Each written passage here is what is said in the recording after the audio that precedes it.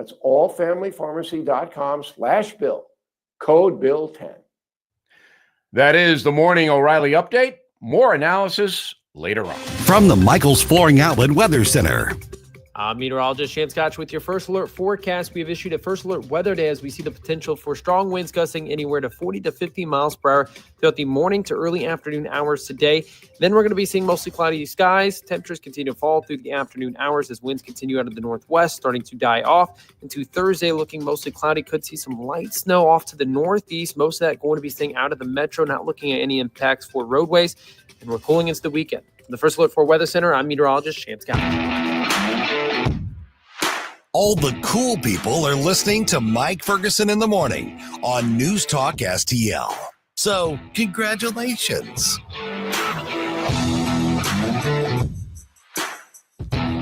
Bad decisions have bad consequences. That's just a rule of life, right? Well, that includes politics. We touched on this a little bit on Tuesday's show.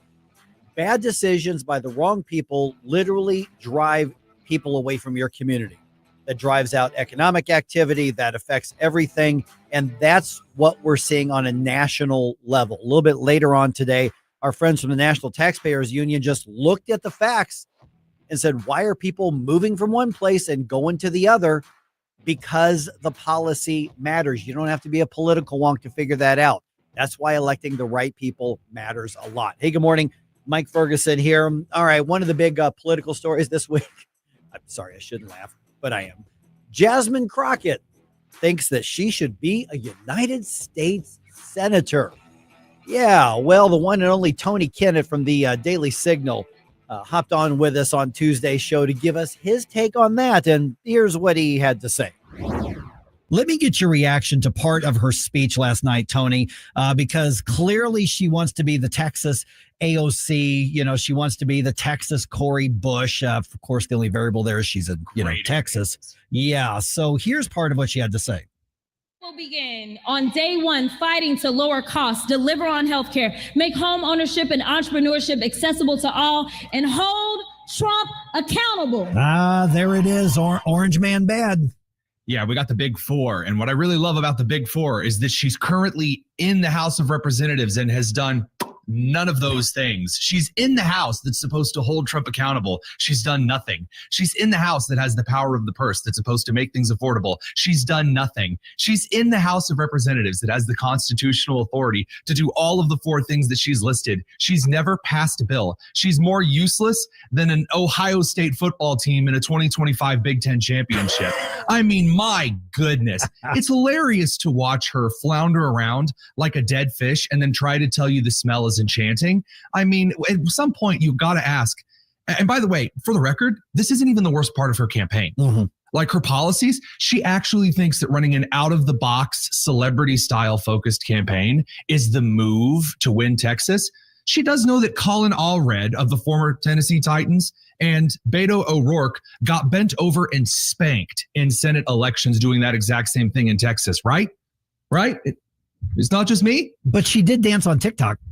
Oh, and she hired a rapper. Did you see that guy at her campaign event? I heard about it. In his first verse, I kid you not, he says, and I quote, "I can't rap." Just so I could be a rapper. Yeah, I mean, well, you have, too much financial success and I would say good parentage to probably get into such things. So the best you're going to get is probably maybe a guest spot on the next Hamilton Broadway knockoff. Oh, one can only dream, Tony. I'd go to see you on Hamilton, man. That'd be hilarious. Oh, man. So here's the interesting thing is obviously the primaries are all up in the air. Democrats and Republicans both, because, I mean, let's be honest, there's some, it's not assumed that John Cornyn is going to continue to be the nominee for his own seat come March because there's a knockdown drag out. Is there any situation where Republicans could beat themselves up enough or Republicans have apathy during an off-year election, Democrats have a little bit of momentum? Is there a parallel universe where Senator Crockett could actually happen? Yeah, absolutely. So this is one of the most important things that you bring up is that nobody snatches defeat from the jaws of victory like Republicans do. But I'd say more so, you could have a situation in which Carrie Lake stopped whatever she's doing, moves to Texas and runs for the Senate. That's a surefire way to lose the election. But other than that, again, just run a decently normal person who can speak in full sentences. And again, once you put someone forward who, again, doesn't reek of the mothballs of the establishment, which is giving Americans a lot of dyspepsia right now, given the Senate nominations not getting confirmed, and you don't put someone who, sniffs moon lemons, that gets out there and says, the government's trying to send me to France, then you're going to have a candidate that wins. Here's the funny thing. I mean, we talked a little bit earlier today about the code switching, is the polite term for Jasmine Crockett. She is from St. Louis. I don't know if a lot of people know this. And she was educated at one of the most exclusive, privileged, high-priced private schools in all of this region, in the affluent part of this region. So the whole shtick that she does is complete and utter nonsense. I think there are enough people who know that she's a fraud on that, but others just try to buy in. I mean, Jasmine Crockett is like two white people trying to quote the movie Friday to each other. I mean, you just got knocked the F out. I mean, that's what her accent sounds like. And by the way, that's not just me saying that. One of the assistant producers who's done a lot of work on the Medea movies with Tyler Perry says we try not to make the act, because they do like movies that are in Atlanta, which is specifically different Ebonic accent than Chicago, which is specifically different than in, say, Savannah or the other southern cities in which there are distinct Black communities. They have different accents that are more common. Jasmine Crockett's is so over the top, like Circus Barker entertaining, that even the Tyler Perry crew is like, if any of our actors or actresses spoke like Jasmine Crockett, we would toss them out to the B-list local car commercial set. That's how awful that is. Oh man, we're visiting with Tony Kennett from the Daily Signal. Okay, so the more serious Democrats than Jasmine Crockett, which is... There are more serious Democrats? Yeah, let's say, well, compared to Jasmine Crockett, I mean, when the bar's ankle high, I'm just saying. Yeah, well. So they're wanting to live and die on the Obamacare subsidies, keep those going. I'm a little disturbed that there are a few Republicans that say, well, maybe we need to talk about it. Terrible policy, but do they have a hook for the 2026 elections that's at least an emotional appeal? So the issue here is that, again, people are just like education. They're saying healthcare is going to get us over the finish line. No, it's not. Crime, the economy. Those are the two things that get people over the finish line. Going to vote is like going to the DMV. I know that producer Jerome and I have laughed about that for time and time ad nauseum. And if I'm going to go to the DMV, then it better be diggity dong dang important. And that means that it better be the economy. It better be an international affair that means life or death for me. Think Cold War. Or it needs to be something along the lines of crime, illegal immigration, same facet. Well, voters aren't going to come out for healthcare because it turns out that in the United States, the healthcare system is a lot better than the world's worst thing ever. It's not great. It needs to be fixed. But it's not enough to get voters out there with pitchforks, torches, and I don't know, whatever weird things you're bringing to protests these days. So I don't think that's going to do it for him. Republicans are wishy-washy enough on this that it's kind of like punching jelly. The Democrats can't really hit the Republicans on it because you don't actually have Republicans going, I have a healthcare policy. Everyone should die. If they did that, then yeah, they'd have a campaign. But Republicans aren't saying that. You have New York and California Republicans who said, what if we take Obamacare and paint it a different color? And that's their strategy. And it sucks. But also it's so close to being the Democrats. Again, Trump is a Bill Clinton populist. He is. On the economy, Trump is Bill Clinton. Yep. So the Democrats can't hit him there because they were all Bill Clinton 20 years ago. So they can't do anything about that. And so when Trump adds a little conservatism to it, then they're really up a creek without a paddle, a boat, or an awkward lifeguard yelling stroke every couple of seconds. So they can't do anything here. Okay, so the media, now far be it for me to question the mainstream media because clearly they're smarter than all of us. No, I would never do that. But they say Republicans have to have a plan or they risk a bloodbath in 2026. Do the Republicans have to have a message to go on offense, or do they just not, or do they just have to not have a circular firing squad? So Republicans need to be able to look at, so first of all, you need two things to win an election that you are in power. You need things to be good. You need average sentiment. When I think that around Q1 of next year, when the economy really starts to take off, because it is currently like a compressed spring, then you're going to see a really good 2026. That momentum in and of itself is going to carry Republicans. Number two, you need people who aren't insane. Candidate quality matters to voters right now. People don't like being embarrassed on the national stage. People don't like it. For example, in Missouri, when Senator Eric Schmidt gets up on TV and he is articulate and he is clear and he smacks at George Stephanopoulos, it makes people in Missouri look good. Republicans like it when their candidates make them look good. What they don't like is when someone like Marjorie Taylor Greene gets out there, starts smacking herself in the head with a hammer and laughing like the Joker in The Dark Knight. People don't care for that. And the same on the left. This is what Jasmine Crockett doesn't understand. When she gets out there and starts taking off her earrings and like touching like all of her nails like she's getting ready to get in a bar fight, that doesn't make Democrats feel good, especially not some of the voter contingents they're going for. And they've already isolated themselves in demographics enough that they really aren't able to leap ahead. So again, all Republicans have to do, things have to be good, granted, and then also don't embarrass people. Those are what you need in 2026. And the Democrats loves them some illegal aliens passionately. This is not an issue that we know for the past several years, especially the last 7 months, that this does not resonate with the middle voters, the ones who decide these off-year elections. What is going through their head on the far left to say this is the winning category is we love illegal aliens and that's who our priority is, because that's how that's coming across. So there was a picture that was posted yesterday. We're doing redistricting here in Indiana, and Governor Braun, who is not like the Teddy Roosevelt of Republicans. He's all right. He was standing at the rally with his arms crossed, because he crosses his arms like I'm doing right now. He's just, men do that when they're standing. I kid you not. They found a picture of Adolf Hitler crossing his arms and said, I hate Indiana's Hitler. It's like, you know who else used to cross his arms and drink water? Hitler. That's what Democrats are doing. So anything the Trump administration is for, they're against. You heard this from Trump. I could cure the most deadly disease. And the Democrats wouldn't clap for it. Yeah, I mean, so they're like, oh, Trump doesn't like illegal immigrants. Get me the man with MS-13 tattooed on his knuckles who beats his wife. And that's a Maryland father for me, which I guess they have so little experience with fathers that they don't know, a good father from a bad father. Yeah, they'll take the MS-13 wife beater because after all, Trump doesn't like him. So that means he must be great. Yeah. Yeah, I think so. All right, Tony, Daily Signals, where we're going to find a lot of your work. We're tagging you on social media. What's coming up next day or so on Daily Signal, and what are you all over? Well, as for me, we just spoke with Brandon Gill from Texas last night. I think that Ilhan Omar is about to get herself in a DOJ's worth of trouble. This fraud stuff is looking worse by the second, and I hate that for the taxpayers, people of Minnesota, the American citizens of Minnesota. They're really left with a bad rub.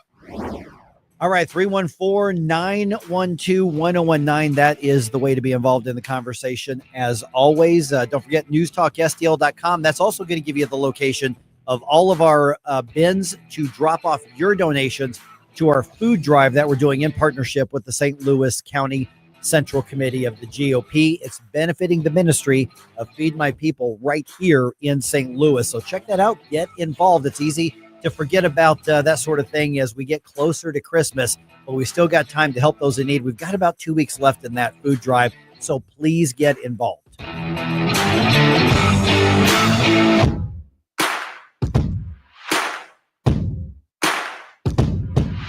So many ways to listen to News Talk STL. Enable our Alexa skill. Hello. Hey, Alexa. Yes, I'm listening. Play News Talk STL. Welcome to News Talk STL, conservative talk radio for St. Louis.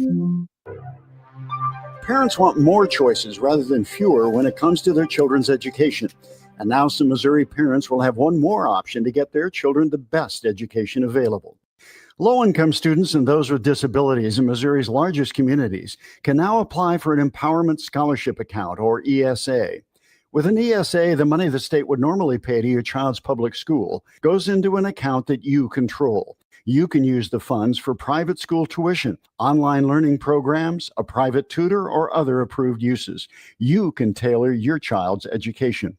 For too long, Missouri officials have operated on the mistaken notion that parents only need one choice. They're assigned public school based on their address. ESAs put parents in charge. It's school choice at its best, with money following the students to the place that best fits their needs. Learn more at showmeinstitute.org. This Show Me Minute has been brought to you by Show Me Institute and Show Me Opportunity. This holiday season, help Feed My People fill the shelves. News Talk STL and the STL County GOP are partnering for an annual food drive, November 10th through December 21st. Drop off your non-perishable food donations at all Bartolino's restaurants, all Chris's Pancakes and dining locations, and all 3 Michael's flooring outlets, or at the News Talk STL studios. Tim Jones here to let you know that together we can make a difference for families in need. Visit newstalkstl.com for complete drop-off locations.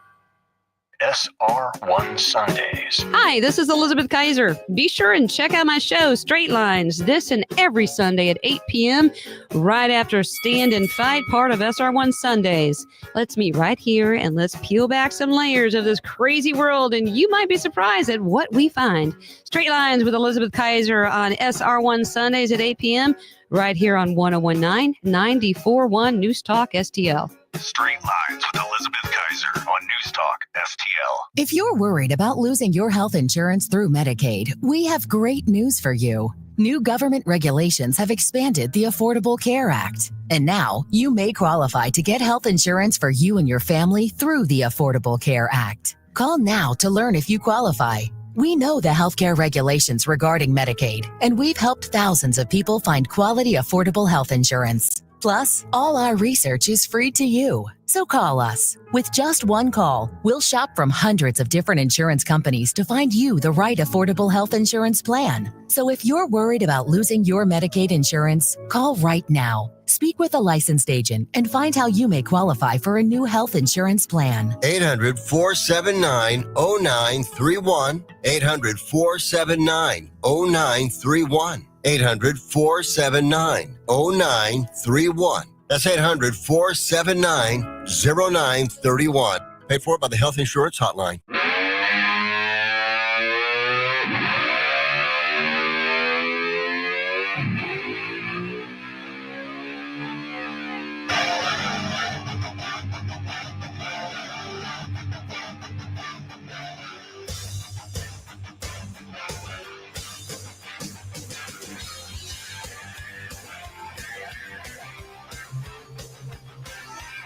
Get up, St. Louis. It's Mike Ferguson in the morning. Okay, we kind of knew this was coming here, but those new congressional maps for Missouri on hold. Oh, yeah. And this is kind of what we expected. Even when was it the Secretary Hoskins was on with us? About 3 weeks ago, I think he was on with us. And he even said, he goes, there's a pretty good chance that the opposition to these are going to have the signatures to do this. Well, they need 107-ish thousand valid voter signatures to put the question of the new maps on the ballot in 2026. Well, they turned in over 300,000. Wow. Now, 92,000 of those are in question because basically they jumped the gun. And I think those signatures should be thrown out. Mm-hmm. Even with that, that's more than double what they're going to need, which is about the ratio you need. You need about, for every one valid signature you need to collect about 2. Just because that's the process. That's how you do it. And so the left-wing opposition very possibly simply won this round. So later on, you'll kind of through like in the news dump here in a few minutes, we'll kind of go through the basic details of what it is and where we go from here. Later on today, we'll talk to Nick Schroer about this as well. A lot of questions over the petitioners. Lawsuits are still in place, all this kind of stuff. So it's not a certain done deal, but it looks like the left simply won this round. Okay, so the battle may have been lost temporarily, but the war is still ongoing. Yeah, depending on what you consider to be a victory in the war. Because this goes back to, and I just want to kind of remind everybody, and I think, Jerome, I think you see this kind of like the way I see it, is millions of dollars are going to be spent battling over one congressional seat in Missouri, in a red seat. So the entire thing is gerrymandered to give the Republican Party one more vote because the president told Missouri Republicans to do it. Find me another vote, redraw the lines, do what you have to do, which is what he's done to red states all over the country. And is that a response to the Democrats gerrymandering in blue states for this very same reason? Yes. Yeah. It absolutely is. And so the Republicans are doing it. The Democrats are doing it. Finally, everybody's kind of honest about it, saying, yeah, we won. We're going to gerrymander. Yeah. Who's getting lost in all this? the voters. Mm-hmm. I was at a baseball practice yesterday talking to one of my teammates, and they were always like, so what was on the show today, kind of stuff, because he's not particularly political as far as I know. Seems like a pretty moderate guy, really good guy, just works at a business, they manufacture stuff, he oversees that kind of thing. And he's not as well versed in all this stuff because he has a life to live. And I remember last night he's just saying, this just really pisses me off. He said, because it's all about the party's power. Because it has nothing to do with us. And I'm like, yeah, you're right. That's what it's all about. Yeah, this is for federal representation. This has nothing to do with being able to get stuff done domestically in Missouri. Yeah. So that's where it's at. And I would, people say, but Mike, we're responding to the left doing it. 100%.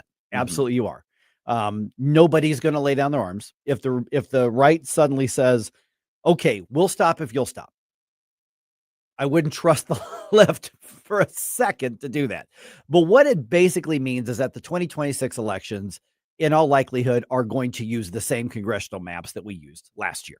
So nothing is going to change. It just means that 6 Republicans and 2 Democrats are going to be elected from the state of Missouri instead of 7 Republicans and 1 Democrat as well. So we'll get into that just a little bit more. I got more basic details here in the news dump coming up. Also, a little bit later on today, an entire country, Australia, has now approved a law that bans most teenagers from being on social media. Ooh. Period. Wow. Good luck with that.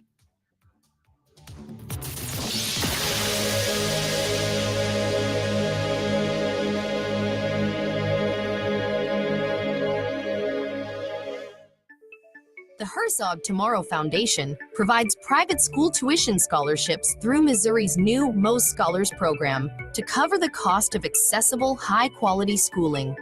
Hi, this is Myella Esser with the Herzog Tomorrow Foundation. Our private school tuition scholarships wouldn't be possible without the support of generous Missouri taxpayers. If you're a Missouri taxpayer interested in redirecting your tax dollars and sending them to Missouri students in need of a better education, please contact me at herzogmostscholars.org. Better education for students creates a better tomorrow for all. Learn how you can help provide a better education for Missouri students at herzogmostscholars.org. That's herzogmostscholars.org. Also, sign up for The Lion, an initiative of the Herzog Foundation that carries articles covering a wide range of issues facing American families and culture. herzogfoundation.com. That's herzogfoundation.com. Hey, how you doing? Santa Vic here. And Santa's head, Vic head. Here. And you can win some great prizes with News Talk STL's St. Louis Conservative Christmas. You forgot the ho-ho-ho. You forgot the ho-ho-ho. Oh. No, ho-ho. Log on to NewsTalkSTL.com for your chance to win great prizes from Havana 1961 Restaurant, Trolley Stop Bakery, and Whistle Pig Outdoors. NewsTalkSTL.com. Oh.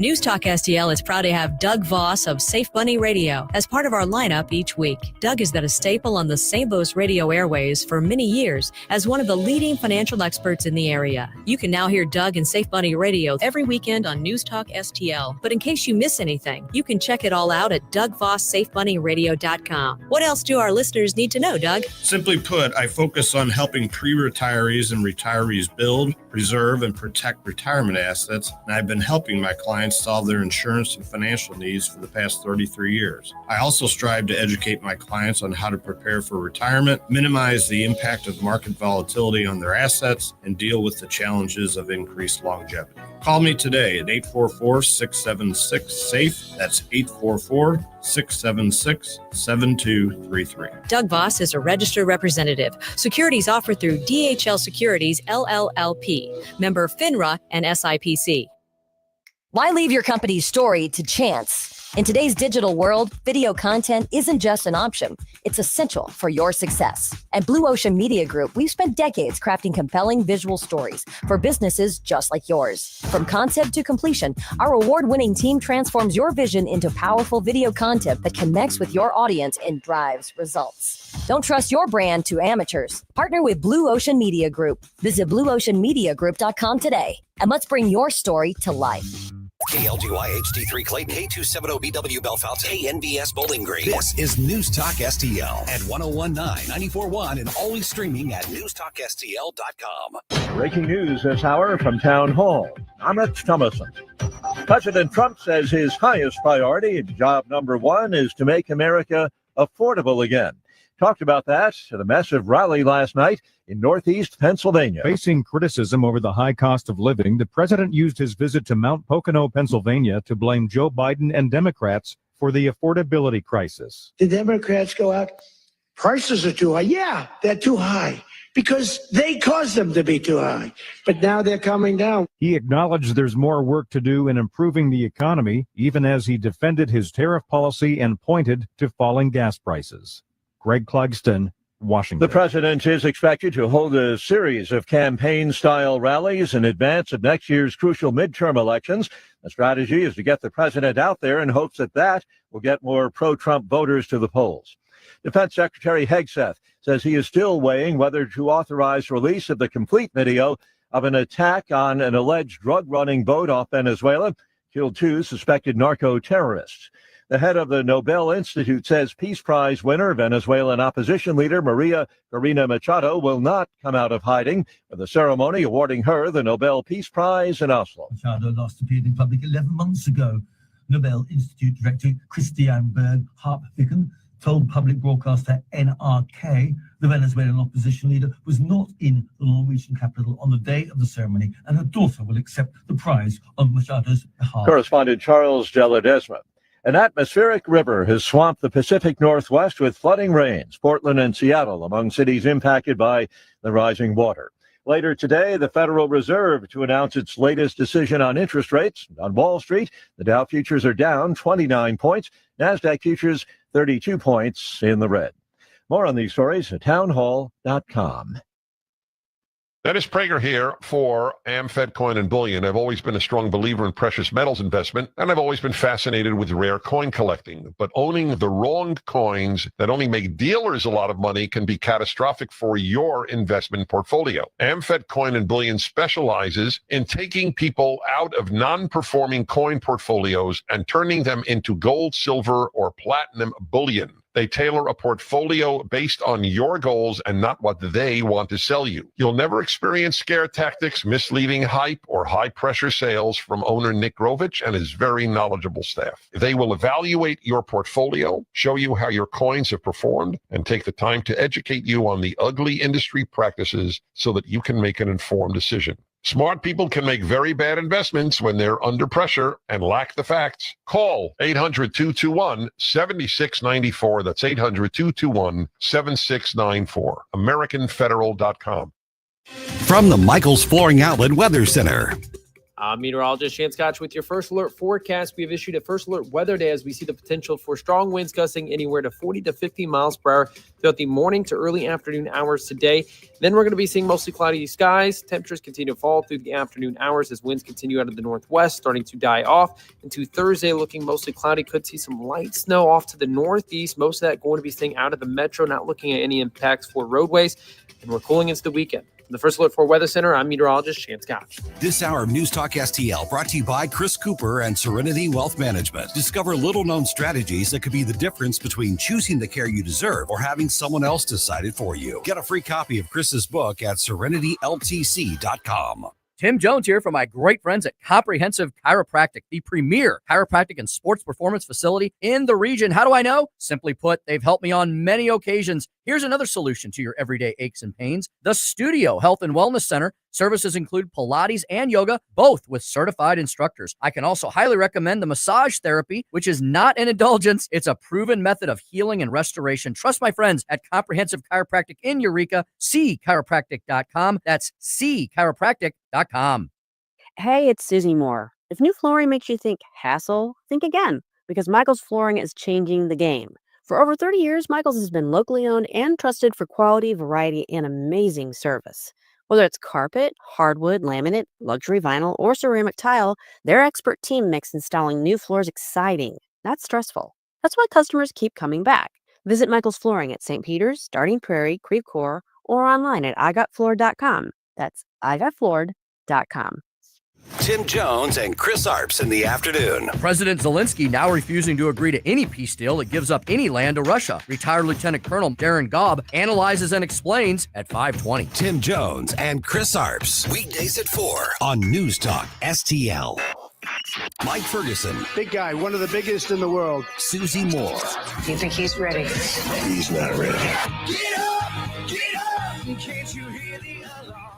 Get up, St. Louis. I have a feeling that by the end of this evening, I'm going to be blamed for everything. Mike Ferguson in the morning on News Talk STL. Get up! Get up! This is your cousin God.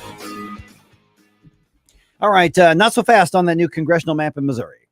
Yep. Yep. And Illinois' governor doubles down, maybe triples down, quadruples down, quintuples down, whatever. Lost count. Yeah, on his fight against the feds and his fight for illegal aliens. Okay. But he's waxing poetic about it. Clearly a presidential candidate. Right? Mhm. Yeah. Sure. And an area college renames its sports teams, but only temporarily. Huh? Yeah, I know. That was my first reaction. And then I'm like, oh, okay. Well, that's interesting. It's interesting. We'll see. All right. 6:06. Let's start off with a news dump here.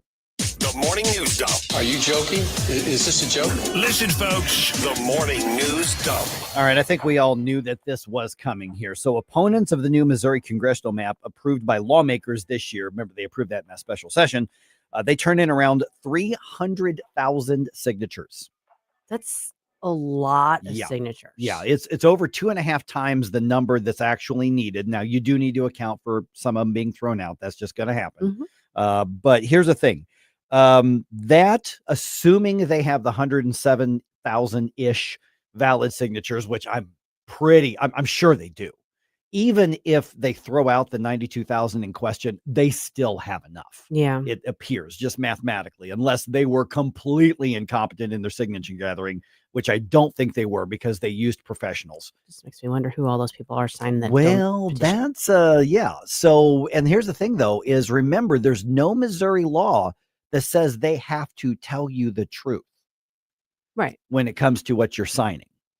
And so, they're very good at what they do. I saw them out at different things. But here's where we're at. Once enough signatures are confirmed, and I suspect they will be, that pauses the new map until voters will decide to accept or reject what the legislature approved. So the result here, the bottom line, is that the 2026 elections in Missouri will, as it stands right now, use the same congressional maps as last year. Okay. So then voters probably in November will be asked, basically, do you want to recall and nullify the maps that the legislature approved, or do you want to accept that? And what's yes and what's no will be determined. Sure. But voters will then decide whether or not to give Republicans one more seat in Congress or stick with the current 6-2 map. Okay. And then after that, if Republicans accept it, then it can go into effect in 2028, where we're 2 years away from the next census anyway. Yeah. Something tells me that there will be 0 Democrats voting in favor of new maps. Right. And getting all of the Republicans to vote in favor of them is going to be a chore. I think you're right. Yeah. An uphill climb. Yep. I think so. Okay. So unless there's some court ruling that we don't see coming somewhere. Right. There's something defective and Right. there's some legal issue why it can't be a referendum. Yeah. My guess is that that at least for the moment, the left, because remember the group that did this, they literally, I'm not making this up, they literally have ties to the Communist Party. Right. And I'll be honest, I'm kind of agnostic on the whole map thing. Yeah. I really am. I mean, I think it's silly that millions of dollars are going to be spent on one U.S. House seat. If I were in charge, we'd just do maps like that made sense. Yes. I would be fine with that. Yeah. I honestly would. And I'm not in charge. Yeah, that's how it goes. Got some thoughts on that. We'll talk about that a time or two through the show here. Okay. U.S. Senate this week is going to vote on 2 competing healthcare plans. Here is the story. With COVID-era healthcare subsidies set to expire, senators will vote on a Democratic bill to extend the ACA tax credits for 3 years. This vote was promised during the government shutdown, but it lacks the bipartisan support needed for passage. Republicans have a plan that would replace the subsidies with new savings accounts. It, too, is likely to fail. As a result, millions of Americans are bracing for more expensive healthcare coverage. Greg Clugston, Washington. And basically, there's your 2026 campaign in a nutshell. Sure. Yeah, that makes sense. Okay, Governor J.B. Pritzker, he signs a law into place that prohibits federal immigration authorities from enforcement actions at or near courthouses or other specified areas. So the governor says the state is standing up to the Trump administration. Illinoisans, in the face of cruelty and intimidation, have chosen solidarity and support. That should not be overlooked. Donald Trump, Kristi Noem, and Gregory Bovino tried to appeal to our lesser instincts, but the best of us are standing up to the worst of them. That sounds like a campaign speech. Yes. So the law takes effect immediately, and they say it prevents officials from conducting enforcement operations in hospitals, on college campuses, or in daycare facilities, among others. This comes, of course, after Operation Midway Blitz, that over 3,000 arrests were made. So here's the question. Can a state law say I'm making it illegal for federal law enforcement to enforce federal law? No. I was going to say, let's have a big discussion, but I think we just, No. There's going to be a lawsuit. Oh, yeah. And this is going to be, a battle of the supremacy clause situation. It's similar to in California where they passed the thing about the no masking. We've talked about this in a different context with SEPA. Right. But that isn't saying the federal law is not, it's basically saying we're not going to enforce this, or we're not going to help you enforce this. Right. Not we're superseding your law. Yeah, Missouri SEPA law did not tell, ATF or FBI or that you can't do it, just we're not going to contribute resources to it. Correct. Yeah. This is different, and it's not going to win in the long run, but there's going to be another lawsuit, and I'll have to add something else to the spreadsheet, and here we go. Yeah, and J.B. Pritzker gets to take the, in the leftist eyes, the high road on the campaign trail. Bully for you, JB. And extra points for using bully for you, going back to the, was that Teddy Roosevelt days? I think so. Yeah. All right. Yep. Okay. Trump administration facing a lawsuit. Speaking of lawsuits, seeking the immediate release of a memo providing the legal justification for U.S. military strikes on suspected drug boats. Reporter Bernie Bennett has the story. The lawsuit was filed by the American Civil Liberties Union, the American Civil Liberties Union Foundation, and the Center for Constitutional Rights. The Department of Justice, including its Office of Legal Counsel, Department of State, and the Department of Defense, now named the Department of War, are listed as defendants. In the lawsuit, the ACLU said it was seeking the immediate release of the legal opinion authored by the Office of Legal Counsel concerning the U.S. military's claimed authority to carry out lethal strikes on civilian boats that the U.S. government asserts are carrying drugs. Bernie Bennett in Washington. I don't know where this one goes. I don't either. It's kind of reminding me of back in the Bush days when there were all the fights over, like the Abu Ghraib and waterboarding and whether there was justification or not. And there was a big tussle about whether and to what extent some of that information could be disclosed. So, yeah, it's just going to be another one of the battles. And again, my spreadsheet keeps getting bigger and bigger. That's right. Tracking all the lawsuits. Okay. SIUE's teams will have dual identities during the 2026 sports season. Yeah. So the university announced that each Cougars team is going to compete as the 66ers at least once during the upcoming season. Right. All of their teams. Okay. Yep. That is to commemorate the centennial of historic Route 66. Okay. Yeah.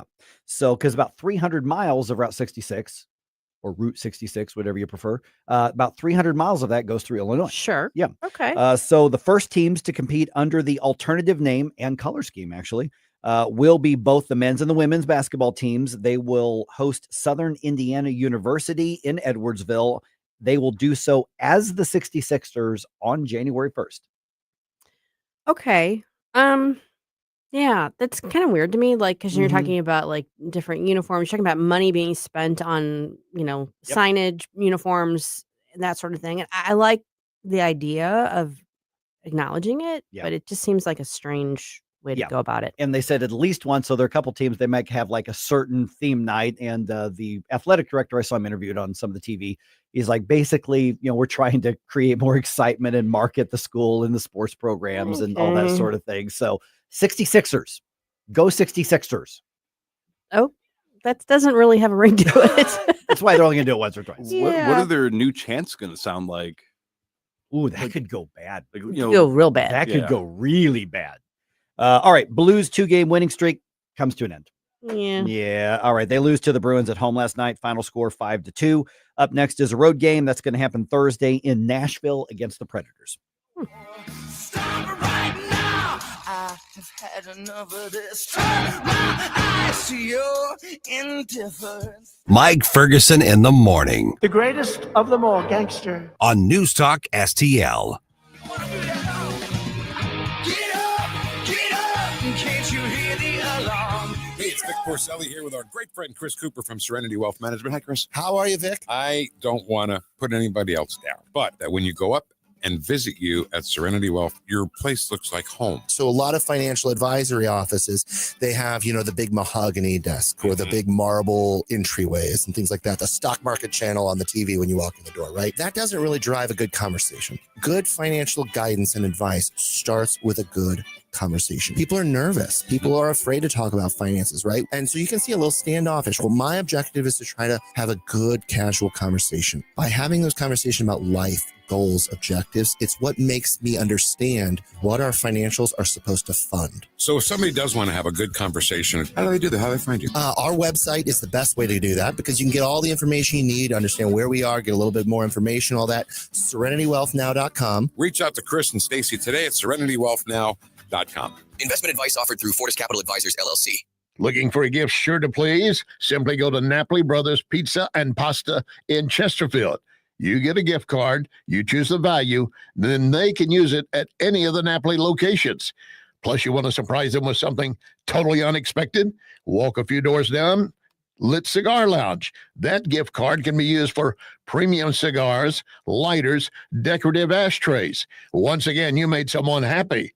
Napoli Brothers Pizza and Pasta and Lit Cigar Lounge. Hi, I'm Helene Tobler, culinary nutritionist at Body of Health Direct Primary Care. Here we do practical wellness. Dr. Randy and I have a common sense approach to healthcare. My passion is helping our members enjoy better nutrition because food is medicine. We approach problems with a lifestyle foundation and cutting-edge medical tool chest. At Body of Health, it's about being your healthiest you. If you want to experience healthcare the way it ought to be, schedule a discovery call today at bodyofhealth.com. That's bodyofhealth.com. This hour of Mike Ferguson in the morning is brought to you by Stifel. Request a portfolio review from your Stifel financial advisor at stifel.com. That's STIFEL.com.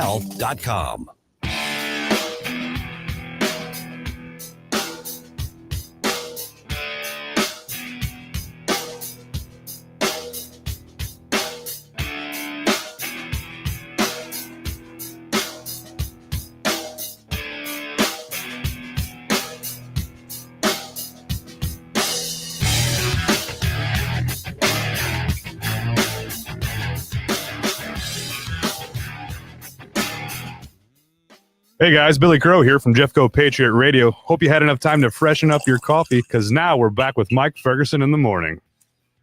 Allison has a question for you, Susie. What's that? We regarding the discussion over the whole congressional maps and stuff. She said, "Are you suggesting common sense in districts?" Yes. You're so out I of know. the loop. My Crazy goodness. talk. Crazy talk. Jeez. Yeah, precisely. All right. 618. Okay, so we got basically a couple updates on stuff that's going around here. The whole Kimberly Gardner thing. So they had that hearing yesterday. And she did appear in person. They actually did this in Clayton, so she didn't have to go to Jeff City. And so what we've got here is the hearing before something called the Office of Legal Ethics and Counsel. What's odd is that the facts of the situation, and again, I want to remind everybody, this is not a criminal trial. She's not facing another fine, or she's not facing, criminal conviction, nothing like that.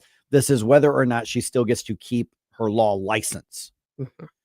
Now, that's different than, like, for instance, your law license is not active because Right. you've chosen not to practice Right. I still law. have my law license. you I've just can- let it go inactive. Yeah, so you could go reactivate I could it reactivate because you're it qualified. for a small fee. Yes. Yes. But with her, this is you lose the license. Correct. Yeah. So the weird part on this is that the facts are not in question. What this is centering on is she got fined by the state for basically withholding and manipulating evidence against Eric Greitens. So that whole thing. So she got fined $5,000 and then kind of got a little slap on the wrist, which honestly she should have been very grateful for. Then she took the money to pay the fine from the circuit attorney's office. So she used taxpayer funds to pay her fine that was levied on her personally. Right. That's what this is all about. Yes. And so her lawyer, and she argued that she should not lose her license because she didn't know that that was against the law. She shouldn't lose her law license because she was ignorant of the law, and that's why she did something unethical and illegal. Mm-hmm. And they actually argued, well, she called a experienced, well-known attorney, and he goes, well, it might be doable. And so she thought she could do it. So, and they also argued, they said if this went to court, she would never be convicted criminally because she didn't know the law.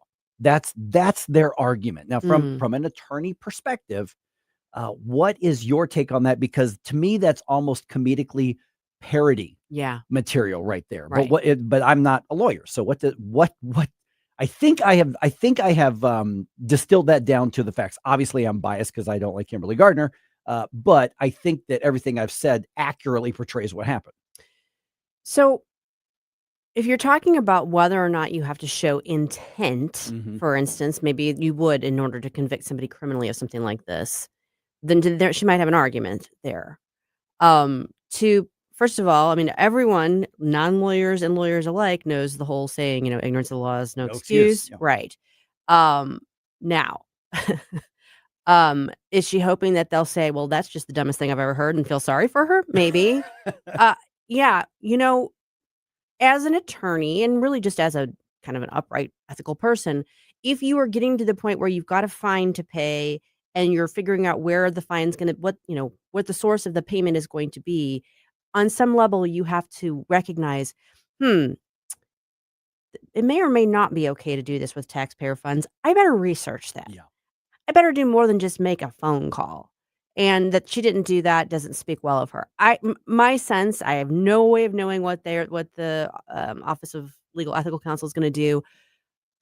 My sense is that they're not going to be particularly persuaded by that, because the excuse is, okay, even if you didn't know, then you should have erred on the side of caution. And you're talking about taxpayer dollars, so that has this sort of like a higher standard even. Yeah. So is this just basic, whether it was legal or not, you did something illegal, that's the end of the discussion? Or is this into the more subjective ethical question? Oh, it's more subjective ethical because they're not really determining legality as much as they are whether or not it was a breach of her ethics. So, I mean, I don't know what they'll end up doing with it, but I don't think that that's something that would, if I were sitting on that council, that wouldn't be something that I would find persuasive. I would say, why didn't you go find that out? Why didn't you make a point to look into whether it was appropriate to do that? I mean, the only thing I can analogize it to is law firms get sanctioned sometimes too. I mean, sometimes you get in trouble with the court and you get, a sanction, a fine levied on you. The question is, does the client pay for that or does the law firm pay for that? And you have to work that out. I mean, you can't just take the client's money and have the client pay for it and not be all on the same page. You can't just make sure it's okay. We've talked in a lot of areas because we talk about so much politics, here regarding, ethics and tribalism and covering your backside and circling the wagons, whatever cliche you want to put on there. Give me a peek behind the curtain a little bit in the legal community. How adamant and how important are the ethics of the profession still to this day? Because there are professions where ethics are like, it is what it is. Don't worry about it. We got to protect our own. But what's it like in the legal community? So the answer to that is it depends. Ooh. It depends on, what your setting is and who you're talking to. I I was raised. I grew up in a law firm where like the big heavy hitters there were the most upright, ethical people to the point, and I'm saying this literally, walking to court would not walk against the light, would not cross when it didn't say walk. That's how kind of upright the mentality was. And so that was instilled in me that, you dot I's, you cross T's, everything by the book. I encountered along the way people who didn't operate like that. Some people operated a little bit kind of in the murky and like, well, they're probably not technically violating everything, anything, but it's not the best practice. But then there were people that were like snakes. So it depended on the person, it depended on the firm. I felt like the older generation was more attuned to maintaining the ethics than some of the younger people that were coming into their own as I was leaving the profession, just in terms of how you treat your fellow attorneys, how you respond to the court. So that's a long-winded way of saying it just depends. Yeah, because we're seeing that in all sorts of different industries. I mean, you just happen to have insight into that one. Yeah. But you could look at education, you could look at politics, you could look at medicine, you could look at, probably like counseling, you could look at you could look in all these different areas. Every single group has some, sort of unwritten code, sometimes written code, but the other times just expectations that are handed down. And I think we're losing a lot of those in all of our institutions. Very much so. Yeah. Yeah. I don't know. We even talked about this a little bit when we were talking about like, dressing up to fly. Same thing with court. I mean, never in a million years, as much of a slob as I can be, and as much as I love my sweats, I would never in a million years have thought of going into a courthouse not in a suit of some sort or an appropriate, business attire. And it just, you don't see that as much anymore. You see much more casual. And even at the office, things changed. When I started practicing law, you wore a suit every day to the office. By the time I left, you could wear jeans. Yeah, whether you were going to court or not. Not if you're going to court. Well, yeah, but I'm saying if you're not in court, you're wearing a suit anyway. In the old days. Oh, yeah. No, every day. It didn't matter. But yeah, by the time I left, you could definitely wear jeans on Friday. It was definitely a business casual atmosphere. It had gotten much more relaxed. I wasn't necessarily opposed to that, but in terms of like showing respect, going to court, you definitely dressed up. Right.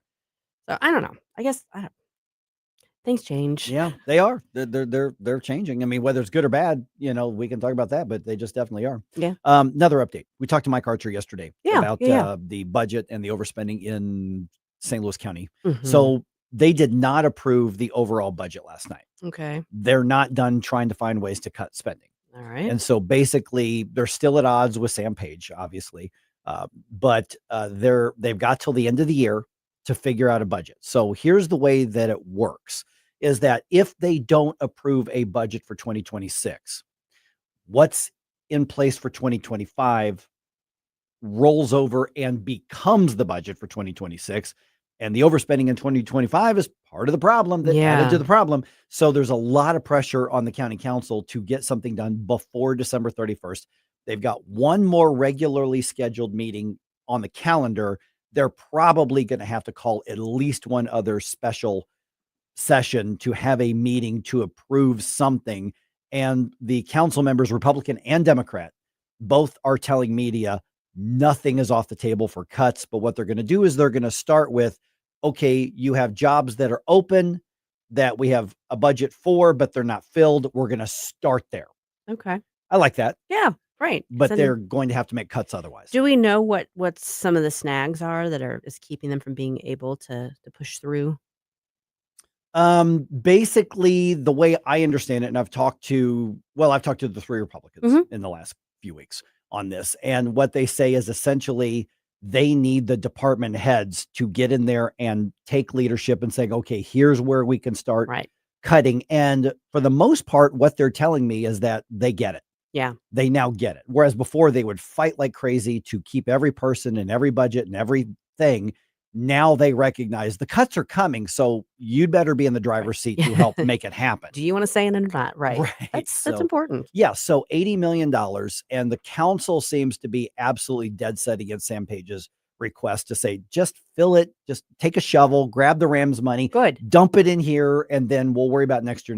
Good. Yes. Hope they stand their ground on that. I still love the fact that Mike Archer said when I asked him yesterday, okay, well, there'll be pressure to like raise taxes. And he said, you should not give us any money. We've proven we're not responsible with it. And I'm like, God, I wish more politicians would talk like that. Amen. Amen. Well, speaking of politicians and money, Illinois lawmakers keep raising taxes. And Missouri lawmakers are debating how they can cut them. So at 6:35, let's talk about why that matters enough for people to actually move.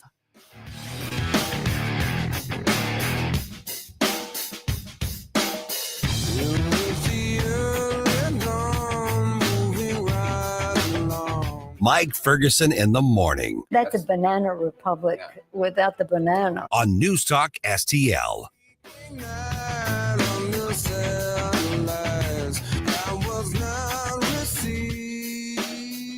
From the Michaels Flooring Outlet Weather Center.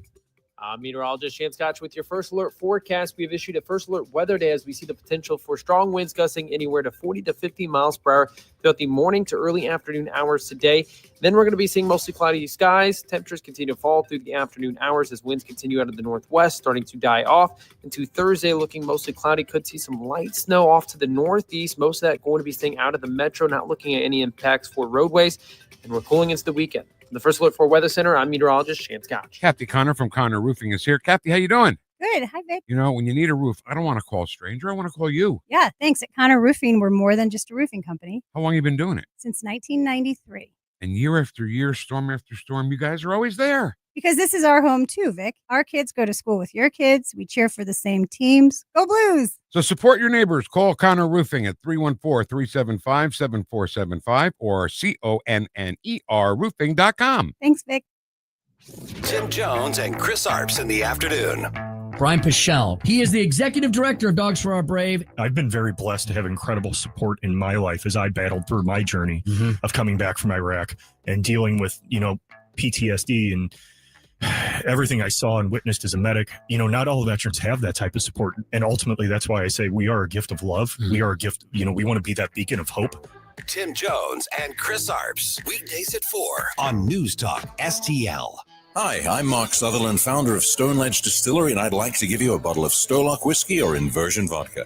Just register now at NewsTalkSTL.com and come experience what Missouri Ozark Highlands craftsmanship really tastes like. At our tasting room in historic Defiance, you'll enjoy Stolock whiskey, inversion vodka, and other Missouri-made spirits, wine, and craft beer in a beautiful cocktail lounge, our cigar room, or out on the patio every weekend. And right now, win a bottle of Stolock or inversion at NewsTalkSTL.com. Come raise a glass in Defiance. When you've got something to say, be heard loud and clear. If they'll just do what they were voted in to do. This party needs to get a backbone. They need to get some spine. Join the conversation. St. Louis's place to talk. The Democrats and the Republicans can give us all the lip service they want, but what they need to do is take action today. 101.9 and 94.1. You have to take a stand sometimes. This is News Talk STL. News, analysis, and opinion. This is News 4 Chief Meteorologist Steve Templeton, and we're proud to be the official winter weather source for News Talk STL. The First Alert Weather Team is working hard to keep you ahead of the big weather changes and help you plan your day. So stay connected this winter with Channel 4 and News Talk STL.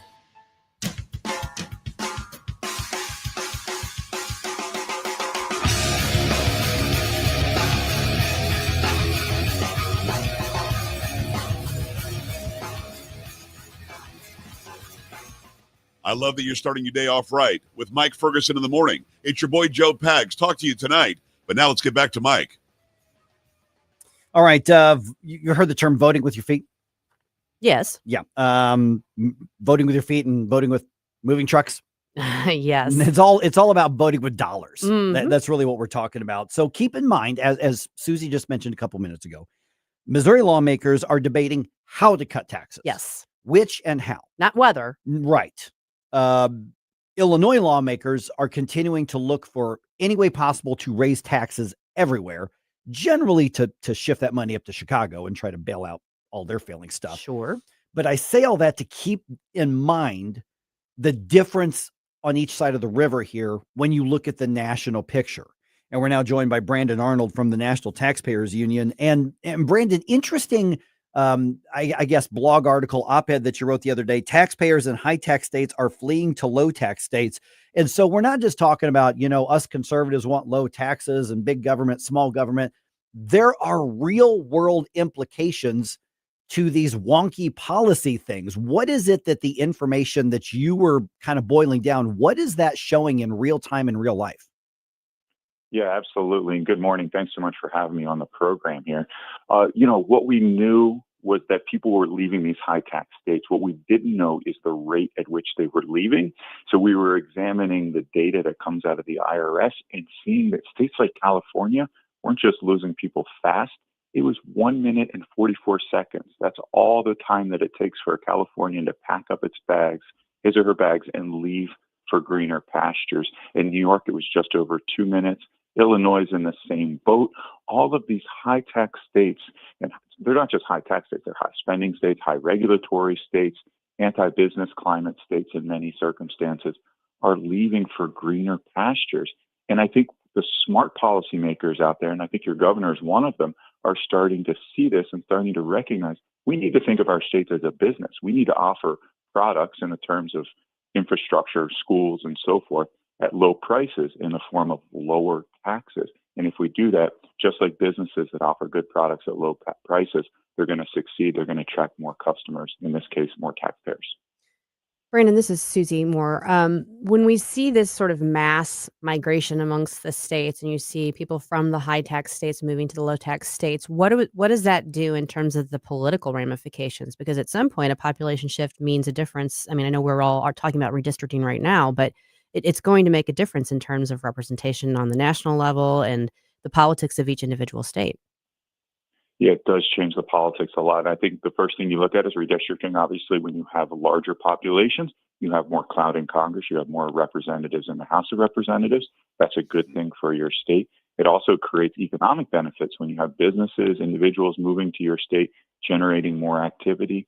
Their activities create more sales tax revenue, more, if you have an income tax, more income tax revenue, property tax revenue, because they're buying homes, they're buying stuff, they're participating in the state's economy.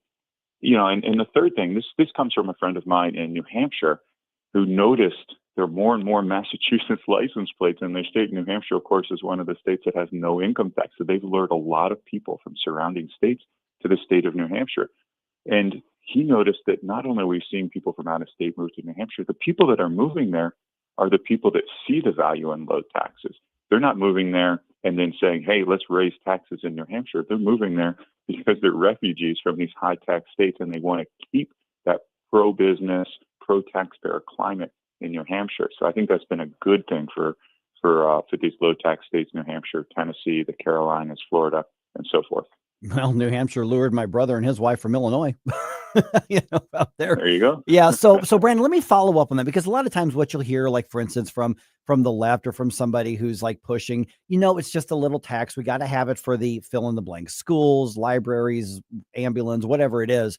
And they say people don't make decisions. They're not going to move out of town because we raised the property tax a little bit. We're not going to move out of town because, we added the sales tax because, it's what we got to deliver. And so you hear that mostly from the left, but from a disturbing number of people in the middle or even center right on it these days.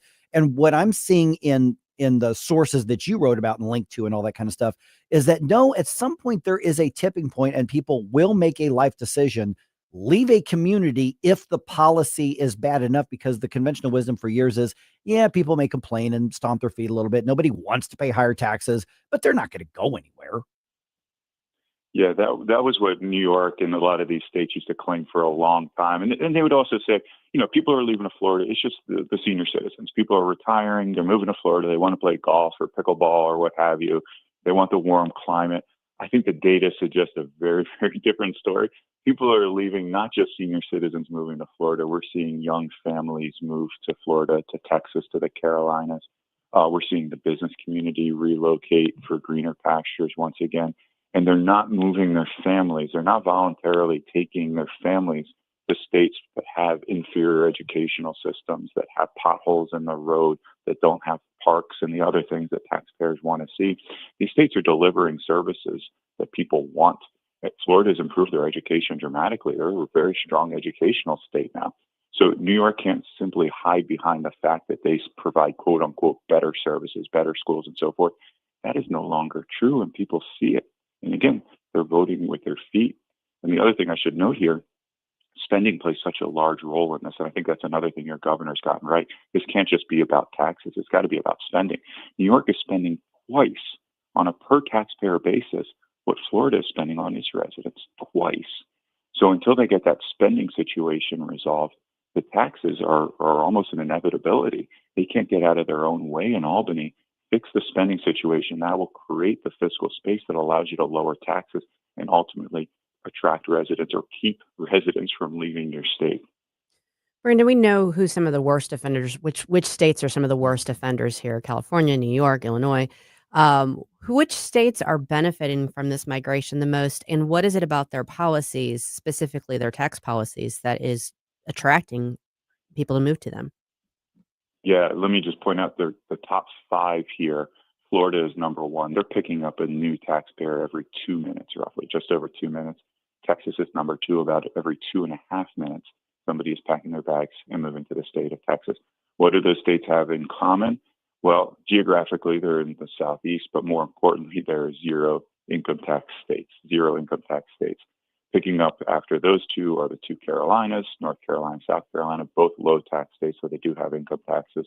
And then your neighbor Tennessee comes in at number 5. Tennessee, of course, another no income tax state that has actually taken additional steps to eliminate some of its investment taxes in recent years. So the states that are attracting people are these low tax or even no tax states. The secret sauce isn't all that secret anymore. You reduce your taxes, you provide a business friendly climate, and guess what? People want to move there. Businesses want to move there. Families want to move there. And I want to point out, North Carolina is not exactly a bright red state. There's plenty of Democratic politics, in North Carolina. So it's not even necessarily just a red and blue state, although I suspect the red states generally are going to have better tax policy, but does North Carolina show states like Illinois or some of the others where you've got a lot of more fiscally conservative people in blue states? Does it show that, yeah, you can still have a mixed bag politically and still have decent tax policy? Yeah, I think that's a great point. North Carolina is a purple state. It's up for grabs in presidential elections, and they've had more Democratic governors than they've had Republican governors in recent years. But yeah, they passed about a dozen years ago one of the real landmark tax reform bills. They built in spending triggers. They lowered tax rates. They didn't zero out their income tax, but hopefully they'll get there at some point. And all the folks on the left, when they passed that bill a dozen years ago, said, oh, this is going to be the end of the state. We're not going to be able to educate our kids. We're not going to be able to fix those potholes in the road. And guess what? That didn't materialize. The state is stronger than ever. Hopefully they'll be able to explore some additional tax relief down the road. And people are moving there in droves. Now the problems that residents have aren't as much with the taxes. The problems that people have down there are the fact that traffic has gotten really bad in Raleigh and Charlotte. The property values are going up significantly, and these are serious problems, but I'll tell you, they're much better problems than the ones that folks are dealing with in Massachusetts, in Illinois, and California, where they're scrambling to keep people from leaving and trying all sorts of hokey ideas like exit taxes or wealth taxes, all of these ridiculous left-wing ideas trying to preserve their tax base. It's a flailing mess in so many of these high-tax blue states right now.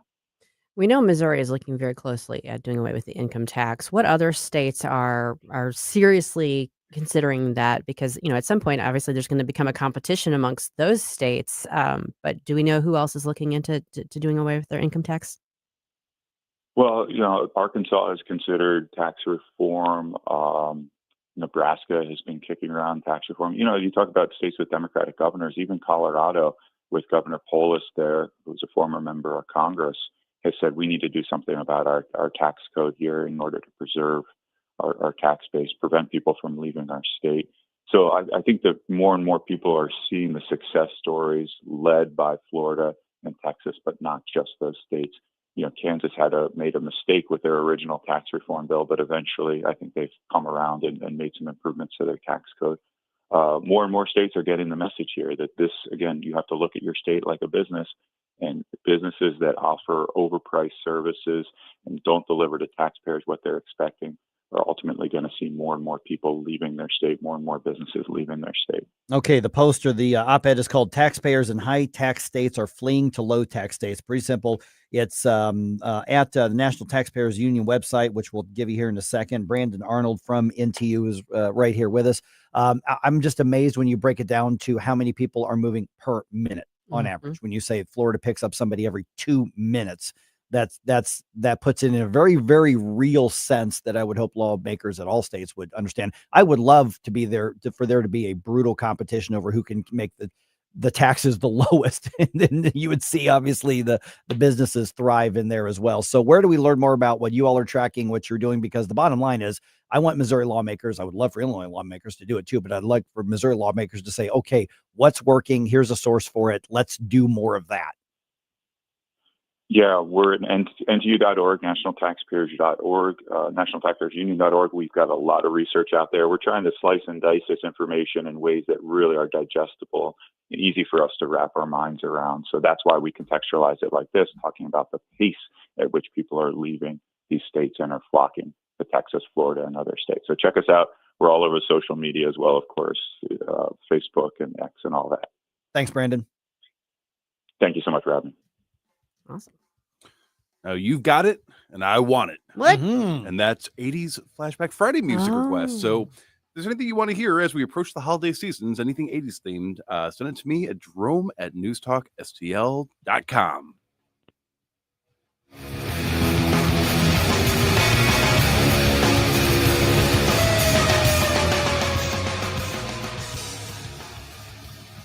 Mike Ferguson in the morning. People talk about federal money as if it falls from heaven.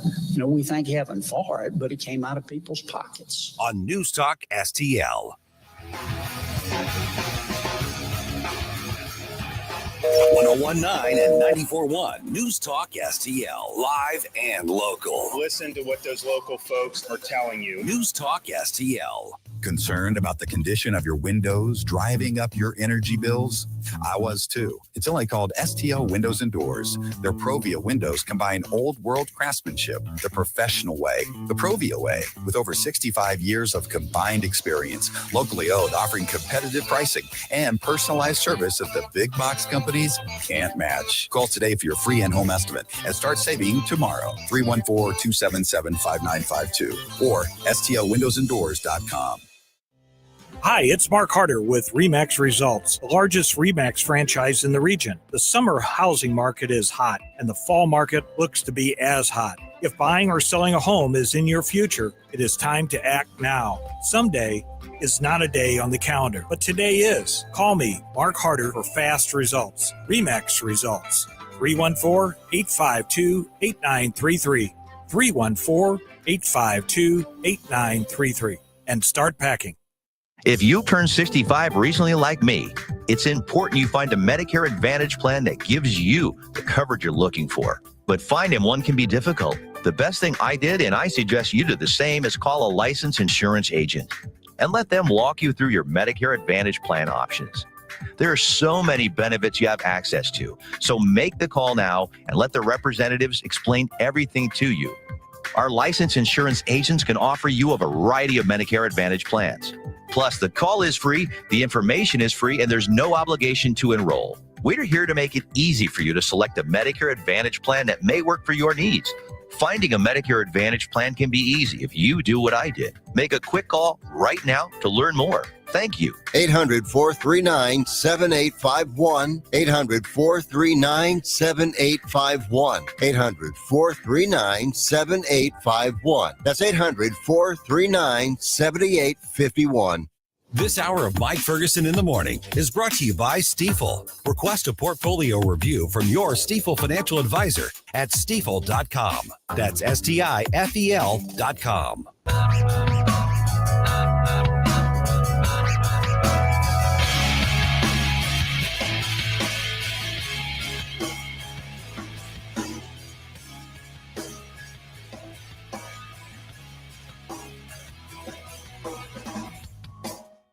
Hey folks, Jamie Allman here, waiting for you for the 3 Martini Lunch, the Common Sense Radio, the Allman Report on News Talk STL. Now back to Mike Ferguson in the morning.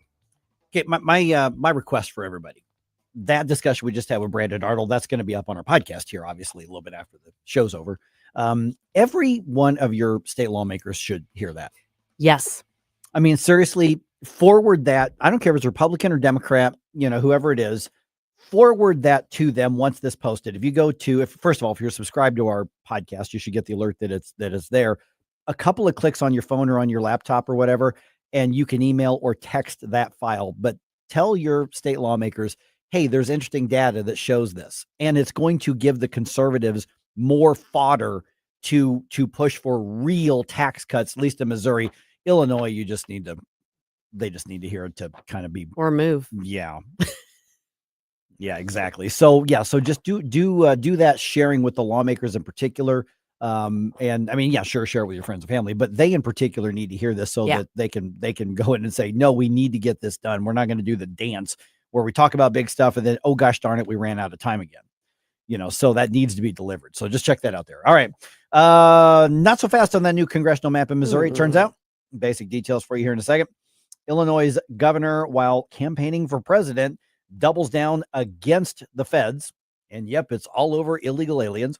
And an area college renames its sports teams, at least temporarily. This is kind of interesting. It's very creative. I'm going to give them that. It's very creative. All right, it is 6:50 right now. Let's take a vote. What do you say? Do you know the news dump, guys? Yeah. Okay, let's do it. Successful dump. Wake up, America. It all worked out. They got all the news. The morning news dump. See, democracy. Mm-hmm. All right, I'm in one of those moods. You slap happy. Let's have fun. I'm in a weird mood here. That's okay. All right, I got to play baseball yesterday. Okay, opponents of the new Missouri congressional maps, the one that were approved by lawmakers this year, they turned in about 300,000 signatures against it. So that's well over twice the number needed to put the maps on a statewide vote as things stands right now. Once enough signatures are confirmed, and it is almost certain that they have the 107,000 valid signatures that they need, that's going to pause the new map. It's not going to be implemented. And then voters are going to be asked to accept or reject the new maps that Republicans passed this past year. So the bottom line result here is that in the 2026 elections, unless there is some court ruling we don't see coming, the 2026 congressional elections in Missouri will use the same district maps as 2024 and before. And so even then, if voters approve the new map, that would not go into effect until 2028. And it's very questionable whether the voters would approve it anyway. It is, like we were talking about before. You've got a strong incentive to oppose it from all the Democrats, and for the Republicans, it's going to be very difficult to get everybody to buy in. And because if all the Republicans vote for it, obviously, then it wins. Right. But you got to get them out to vote, and you got to get them psyched to vote for that. And I'm not 100% sure about that. Yeah, it's going to be interesting. We're going to talk to Nick Schroer around 8:35 to get his take on that. Okay, the U.S. Senate this week, they're going to vote on not one, but two competing healthcare proposals. Here's the story. With COVID-era healthcare subsidies set to expire, senators will vote on a Democratic bill to extend the ACA tax credits for 3 years. This vote was promised during the government shutdown, but it lacks the bipartisan support needed for passage. Republicans have a plan that would replace the subsidies with new savings accounts. It, too, is likely to fail. As a result, millions of Americans are bracing for more expensive healthcare coverage. Greg Clugston, Washington. So basically, the only thing worse than a political dance is an ugly political dance. Is that what they call mutually assured destruction? Because it kind of sounds like it is. Yeah, essentially. Yeah. Oh, my goodness. All right. Illinois Governor J.B. Pritzker signing a bill into law that lawmakers claim bans federal immigration authorities from enforcement actions at or near courthouses and other specified locations. The governor says his state is standing up to the big bad orange man. Illinoisans, in the face of cruelty and intimidation, have chosen solidarity and support. That should not be overlooked. Donald Trump, Kristi Noem, and Gregory Bovino tried to appeal to our lesser instincts, but the best of us are standing up to the worst of them. If that is not a campaign stump speech, I don't know what is. Oh, it is. Yeah, without a doubt. Okay, so the law, which goes into effect immediately, they say prevents federal officials from conducting law enforcement operations in hospitals, on college campuses, or in daycare facilities, in addition to other specified locations. So basically, they're claiming to be able to outlaw federal law enforcement enforcing federal law as they see fit. Mm-hmm.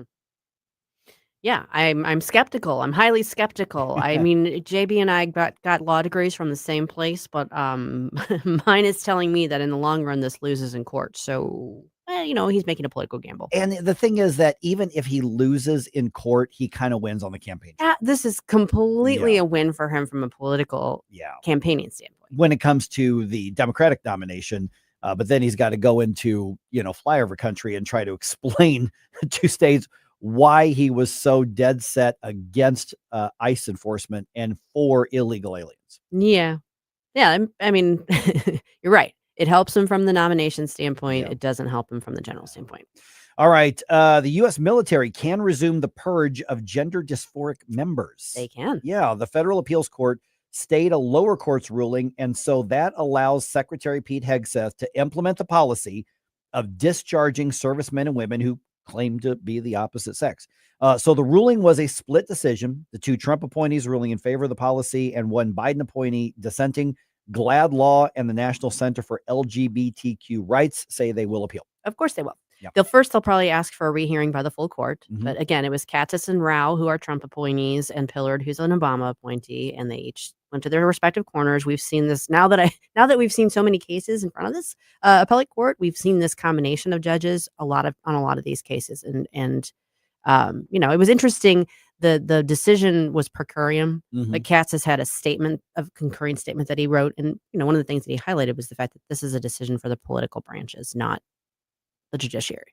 Got it. Okay. An incoming freshman lawmaker wants Missouri to make DEI bans illegal. Okay. Representative-elect Kim Smith from North County pre-filed a bill that she calls the DEI Protection Act. In the highly unlikely case that this becomes law, kind of snowballs chance in hell kind of odds there, it would basically mandate left-wing DEI programs in K through 12 public schools, in colleges and universities, and in state government. Yeah. Okay. Good luck with that. Kim, you're going to go 0 for 1. Yep. On your first legislation there. Okay. SIUE's teams will have dual identities during the 2026 sports season. A little confusing. This is interesting. The university announced that each Cougars team is going to compete under the name the 66ers at least once during the upcoming season. So that's to commemorate the centennial of historic Route 66, or if you prefer, Route 66. The first teams to compete under the alternative name and color scheme will be both the men's and the women's basketball teams. They play Southern Indiana and Edwardsville on January 1st. So go 66ers. Yay. And after that, you can say go Cougars again. Blues lost last night to the Bruins at home. Final score was 5-2. And in the words of that great philosopher, Forrest Gump, that's all I have to say about that.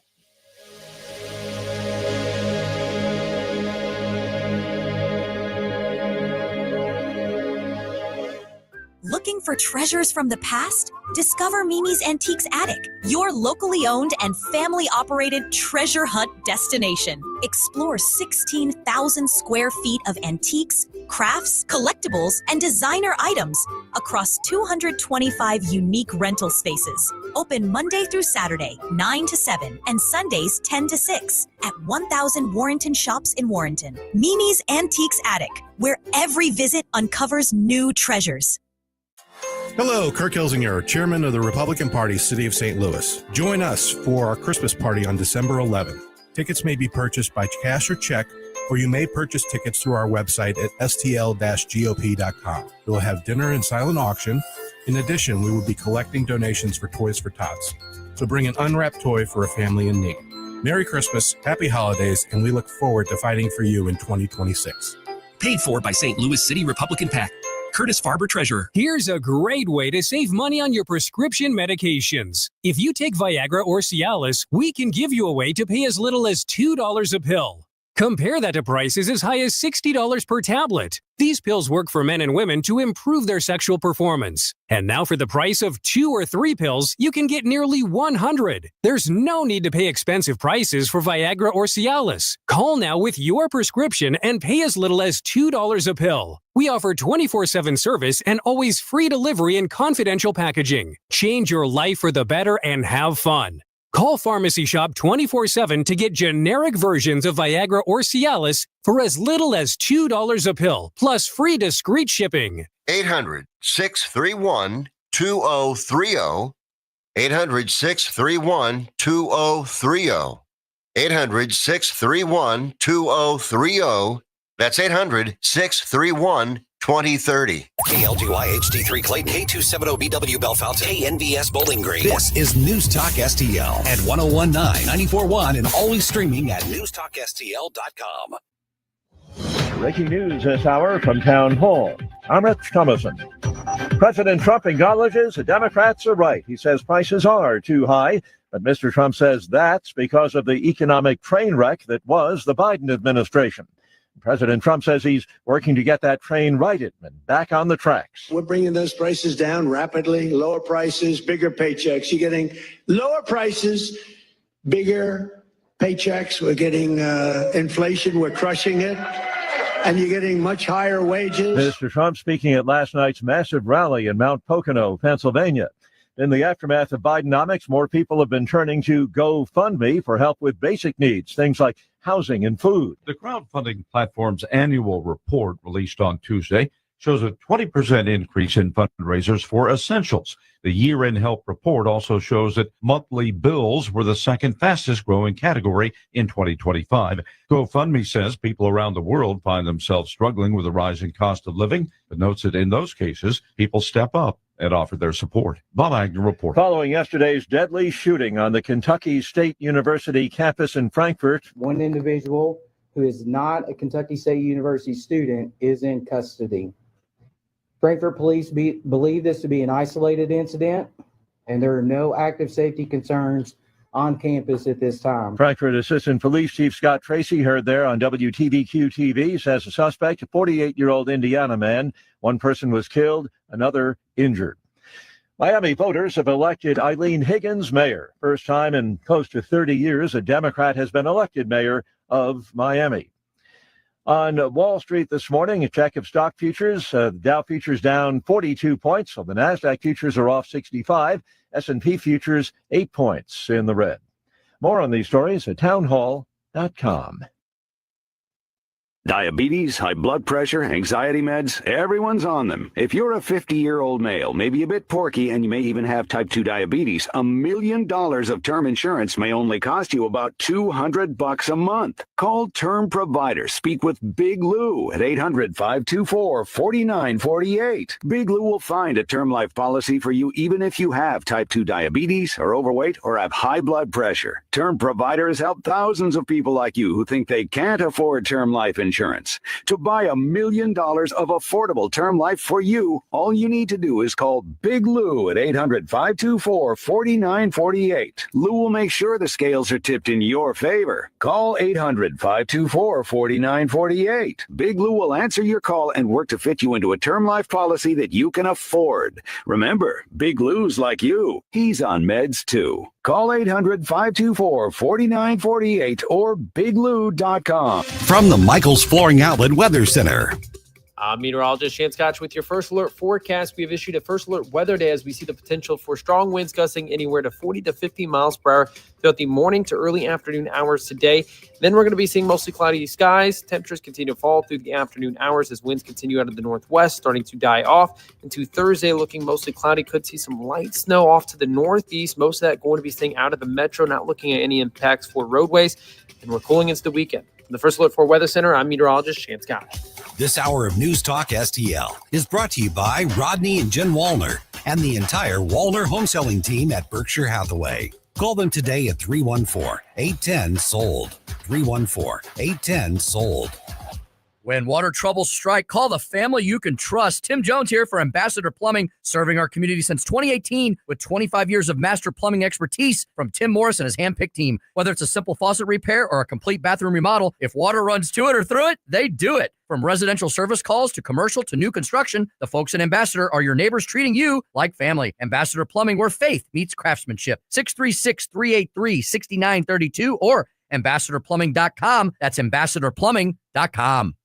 Why leave your company's story to chance? In today's digital world, video content isn't just an option. It's essential for your success. At Blue Ocean Media Group, we've spent decades crafting compelling visual stories for businesses just like yours. From concept to completion, our award-winning team transforms your vision into powerful video content that connects with your audience and drives results. Don't trust your brand to amateurs. Partner with Blue Ocean Media Group. Visit blueoceanmediagroup.com today, and let's bring your story to life. Mike Ferguson. What is that private pile? Sir, jelly donut, sir. A jelly donut? Susie Moore. Mama don't like tattletales. Get up, can't you hear the alarm? Get up, St. Louis. So it's time to get out of bed. Pour yourself the greatest cup of kofifi the world has ever seen. Rise up with one voice. Drain the swamp and take back our country. Today's the day we're going to do it, and it's time to do it right now, believe me. Mike Ferguson in the morning on News Talk STL. Get up, this is your cousin. Tonight on the Hallmark Channel, Christmas on the Court. He's a handsome former NBA player who lost his job because of too many missed dunks. She's a beautiful and fit pickleball player who has trouble with her dinks. Will she stop dunking her dinks? Is his dunk sunk? And will they both notice each other's perfectly in shape badunk-a-dunk? Do you have more holes in your head than a pickleball? Of course they will. It's Christmas on the Court. Tonight on the Hallmark Channel. I'm starting to see a pattern. Yes. And the problem is, I'm hands up, backing away, Susie. I'm backing away. I love my Hallmark. I know you and my mom, you and Vicky. I love it.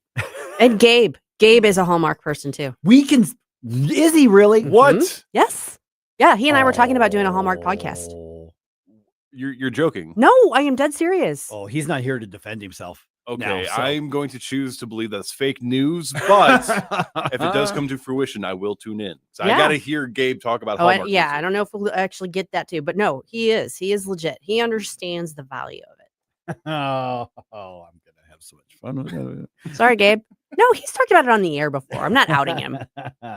All right. Okay, so I'm gonna admit it that I'm at that certain age as I look at my notes from my reading glasses down at the bottom of my nose. I cannot pretend to understand the fads and the pop trends all the time. Yeah. Some of them, yeah, some of them, no. Every generation has them. Sure. We got them. We had dumb stuff when we were kids, Susie, it happens. But I'm not the only one who thinks some of these are just dumb. No. A national restaurant chain is literally changing their menus because of one of these weirdness of these trends. Okay. Did you see this about In-N-Out Burgers? I didn't, but I think I know where this is going. Okay. So In-N-Out Burgers, they are removing from their combination item numbers or whatever. They're removing the item number 67. Well, not removing the item, but they're removing the menu option 667. Mm-hmm. Oh. Mm-hmm. Okay. So because of the whole 6-7 trend, which nobody has ever been able to explain to me, and I've just accepted that I might simply be too old to understand it. Mm-hmm. And so basically teenagers apparently around the country have been hanging out in the restaurant there, waiting for somebody to get the call to pick up order 67, and then they lose their stuff. So it's the chicken jockey thing all over again. Yes. See, I was Okay. getting to that as well here. So here's one of those times somebody recorded it, probably one of the kids, and then an employee explaining why they got rid of item 60 or order number 67. 67. We have taken 67 out of our system, so whenever we're taking orders, it goes 66 to 68. Because of people like you. I have some thoughts. Please, Okay. because I'm having trouble comprehending this. Well, first of all, it kind of reminds me of the fact that how a lot of buildings don't have a floor 13 when you Oh, go in yeah. the elevator. Yeah, You no, just that's true, skip yeah. 13. Okay, so that's a superstition, not Yep. a this. Okay, the 6, 7 thing. Yeah, I get it. I don't get it. We're not supposed to get it. But I did see this yesterday from our vice president. Yesterday at church, the Bible reading started on page 66, 67 of the Missal, and my 5-year-old went absolutely nuts, repeating 6, 7 like 10 times. And now I think we need to make this narrow exception to the First Amendment and ban these numbers forever. And ironically, 6 + 7 is 13. Ironically, it is. But yeah, no, the entire meme trend of that, I don't even get it. And I can usually sometimes I figure out where it comes from. It's just You're my translator a lot of times. Yeah, and it's just not very skibbity. But It's like Seinfeld. It's a show about nothing. It's a meme about nothing, basically. quite literally, and I'm trying to think back because I mean, to be fair to my generation, you guys are around the age where pet rocks were a thing, and That was a little above us, but not a whole lot. I mean, like I remember them, remember- I but remember. I so I was was gonna say, I was little when my brother had a pet rock. Okay, as I say, because my uncle's around you guys' age, and he actually asked for one for Christmas one Mhm, year when he was a kid. And then before that, my grandfather was talking about how people used to stuff themselves into phone booths to see how many people would just fit, and that was like a Yes. trend. So Yeah, that was in like the 50s. Yeah. but that was the thing people were doing. So I think that at a certain level, people innately just find weird and wacky things to do to amuse themselves. But now because of social media, and especially going back to the chicken jockey thing from that Minecraft movie. Yeah, see, that's what this reminded me of. I'm not familiar with that. Okay, so it was something stupid. Somebody online, there's a line in the movie where Jack Black. We're talking about the movie Minecraft with Jack Black. Never saw it. Yeah. So Whoever there's else a line in the movie, and I've never seen the movie, so I don't know the full context. But he says the words "chicken jockey," and some people went online saying, well, "Okay, whenever he says that in the movie theater, you're going to start throwing your popcorn around and acting like a fool." And then it started to spread, and people were. And I kind of hope that somebody out there's listening, and their kids sitting there like "chicken jockey," and they're throwing. I'm sorry if I'm ruining your car right now, but yeah, but if that got to the point where some theaters age restricted that movie, which is for kids. And then at some point they were bringing in people and like lecturing the theater before the movie. And some of them end up even like calling the cops, and some theaters just dropped the movie because the kids were waiting for that line. And then they trashed the place. Didn't they ever go to Rocky Horror Picture Show? I mean, that was the whole point of that whole movie. That's true. Yeah. And that was back in the 70s and 80s. That's true. So. see, I don't know. My tinfoil brain likes to believe that this is like the sleeper agent activation code, and that's what we're saying is they're indoctrinating people through the memes. Because I mean, why? I've been a teenager. I had a car. I went to the mall. We would do some knucklehead stuff at the mall sometimes for fun. But you know what we didn't do? We didn't hang out at restaurants waiting for a number to be called in my order all day. Well, that's true. That's true. And now you can't go to the mall because none of them exist anymore. Yeah. I mean, that was our hangout. Is we Big would just time. meet up at the mall. Inside, you'd walk up and down, and the security kept trying to run us off. Even though we weren't there were doing anything. McDonald's. Yeah, those were our hangouts. Did you do cruising? See, in Quincy, Illinois, because I lived just outside Quincy, and then I lived in Quincy.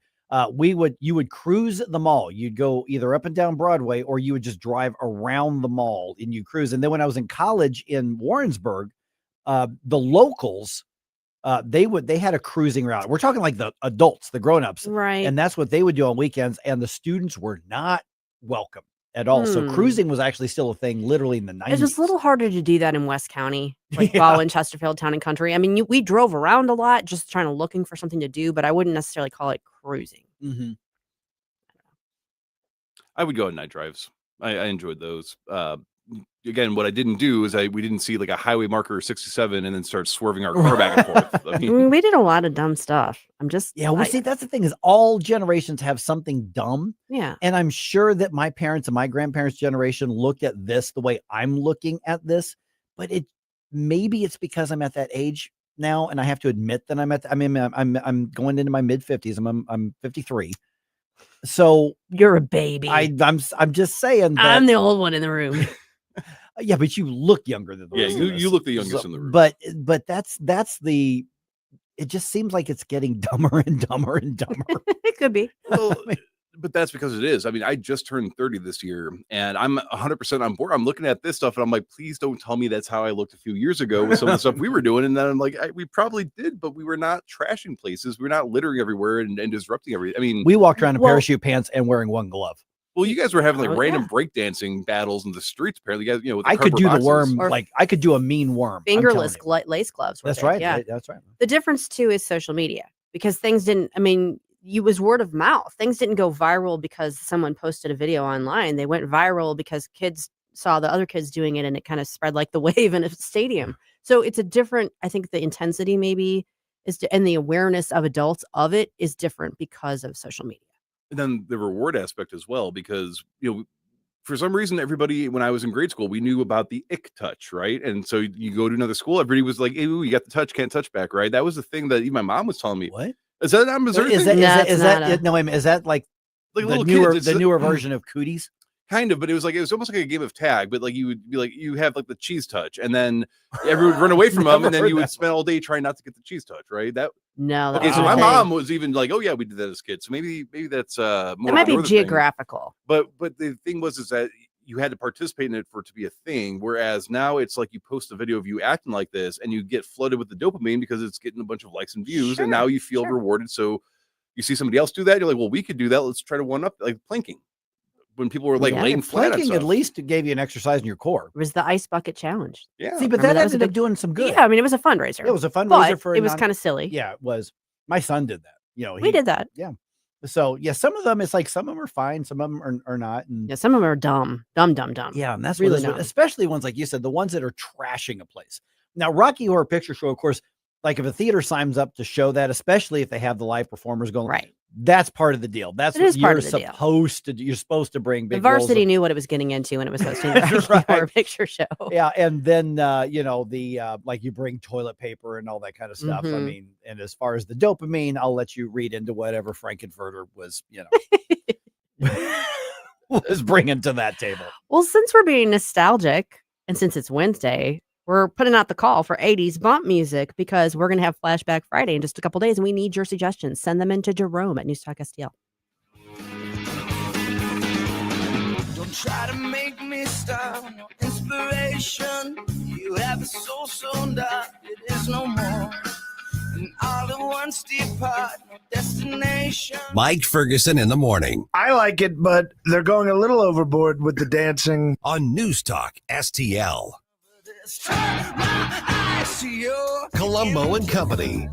Redistricting back at the forefront of local news, along with the latest push for a statewide red flag law, we'll discuss Wednesday with Mo political insider Rodney Boyd, plus Danny Define and Closest Cabinet. Live and local weekdays at 2 on Newstalk STL.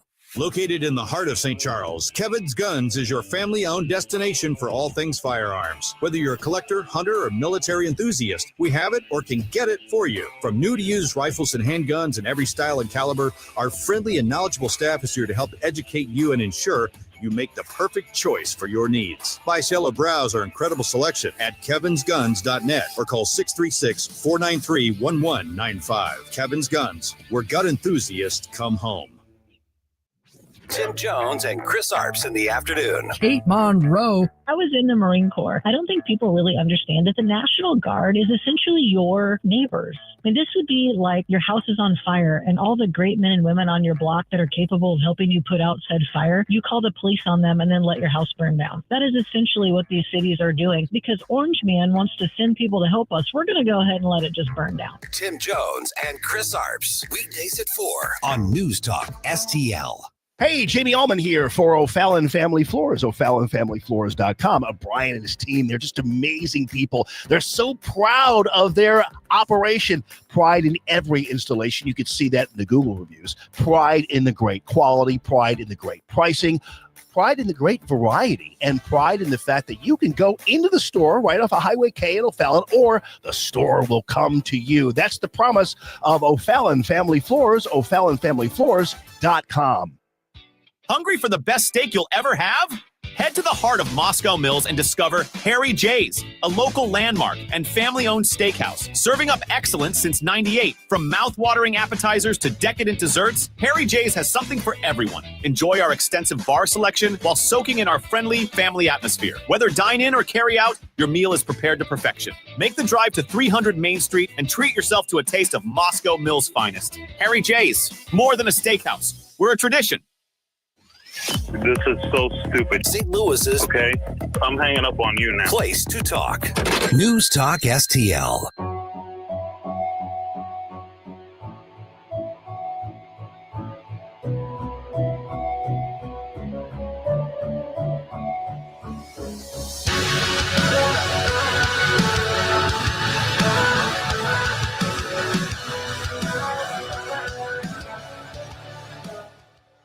Hey, Chris Arps from the Tim Jones and Chris Arps Show. Make sure that you're listening to our show this afternoon from 4 to 6. Now back to the Mike Ferguson in the Morning Show. Allison asked if everybody remembers Chinese fire drills at stop signs. Yep. I never did that, but I remember hearing about it more. I think that might have been more like a 70s thing, 60s, 70s thing, but I remember Early hearing 80s. a little bit 80s too. Yeah. Is that where you stop the car and everybody gets out? Everybody gets out and runs all over so the place. So Yeah. we have something in common then. Yes. Yeah. Finally. So, and it was called the Chinese fire drill, which is, I'm sure, probably considered Totally culturally politically insensitive incorrect now or something like that. But we weren't thinking of it in those terms. Right. And since we're still on the topic of trends real quick, I just want to say, for anybody that this is relevant to, you just lost the game. So you guys probably have no idea what I'm talking about. I have no clue what you're talking that about. That was a millennial thing. And I'm sure that there Oh. are a few millennials out there that are like, wow, I just lost the game after however many years that we've forgotten about it. So there you go. Okay, so one story my dad told me, but for when he was a teenager in Columbia, Missouri, is that one of his buddies, apparently he and my older uncle, so my dad's the oldest, then Ron, and then my uncle Rick, or my dad was the oldest. My dad died a number of years ago. When they were in high school, apparently one of their buddies' parents owned a funeral home. And so they would get out the hearse, turn on the headlights, they'd all line up behind the hearse, and they would just drive through Columbia very slowly, and everybody would just get out of the way, and they would just drive. Funeral procession. They would just drive all over town, until some point a cop figured out. He's like, no, you're not doing that. It's kind of silly fun. Yeah. Yeah. Technically, you shouldn't be doing You're it, but messing it's with traffic. relatively harmless. Yeah, because people stop and pull over, and you're going through the. Some people take their hats off. Yeah. Okay, so speaking of those kids, get this: an entire country bans most teenagers from being on social media at all. Okay. Yeah. So we're going to give you the details on that here in just a moment, but let's talk about other stuff that's going on here. We got Trump on tour again. He had another rally last night, escalating military tensions, more leftist malfeasance. That because it's a day that ends in Y. A lot going on these days. So Susie, what is hot on RedState today? I'm stretching. Okay, Yesterday was National Stretch Day. National Stretch. Yesterday was. And It was National Lager Day, and I'm going to be pushed exactly. into drinking something. I might need some. I know. All I've got is coffee. Oh, okay. Okay. Let me. There we go. This is the Red State Rundown.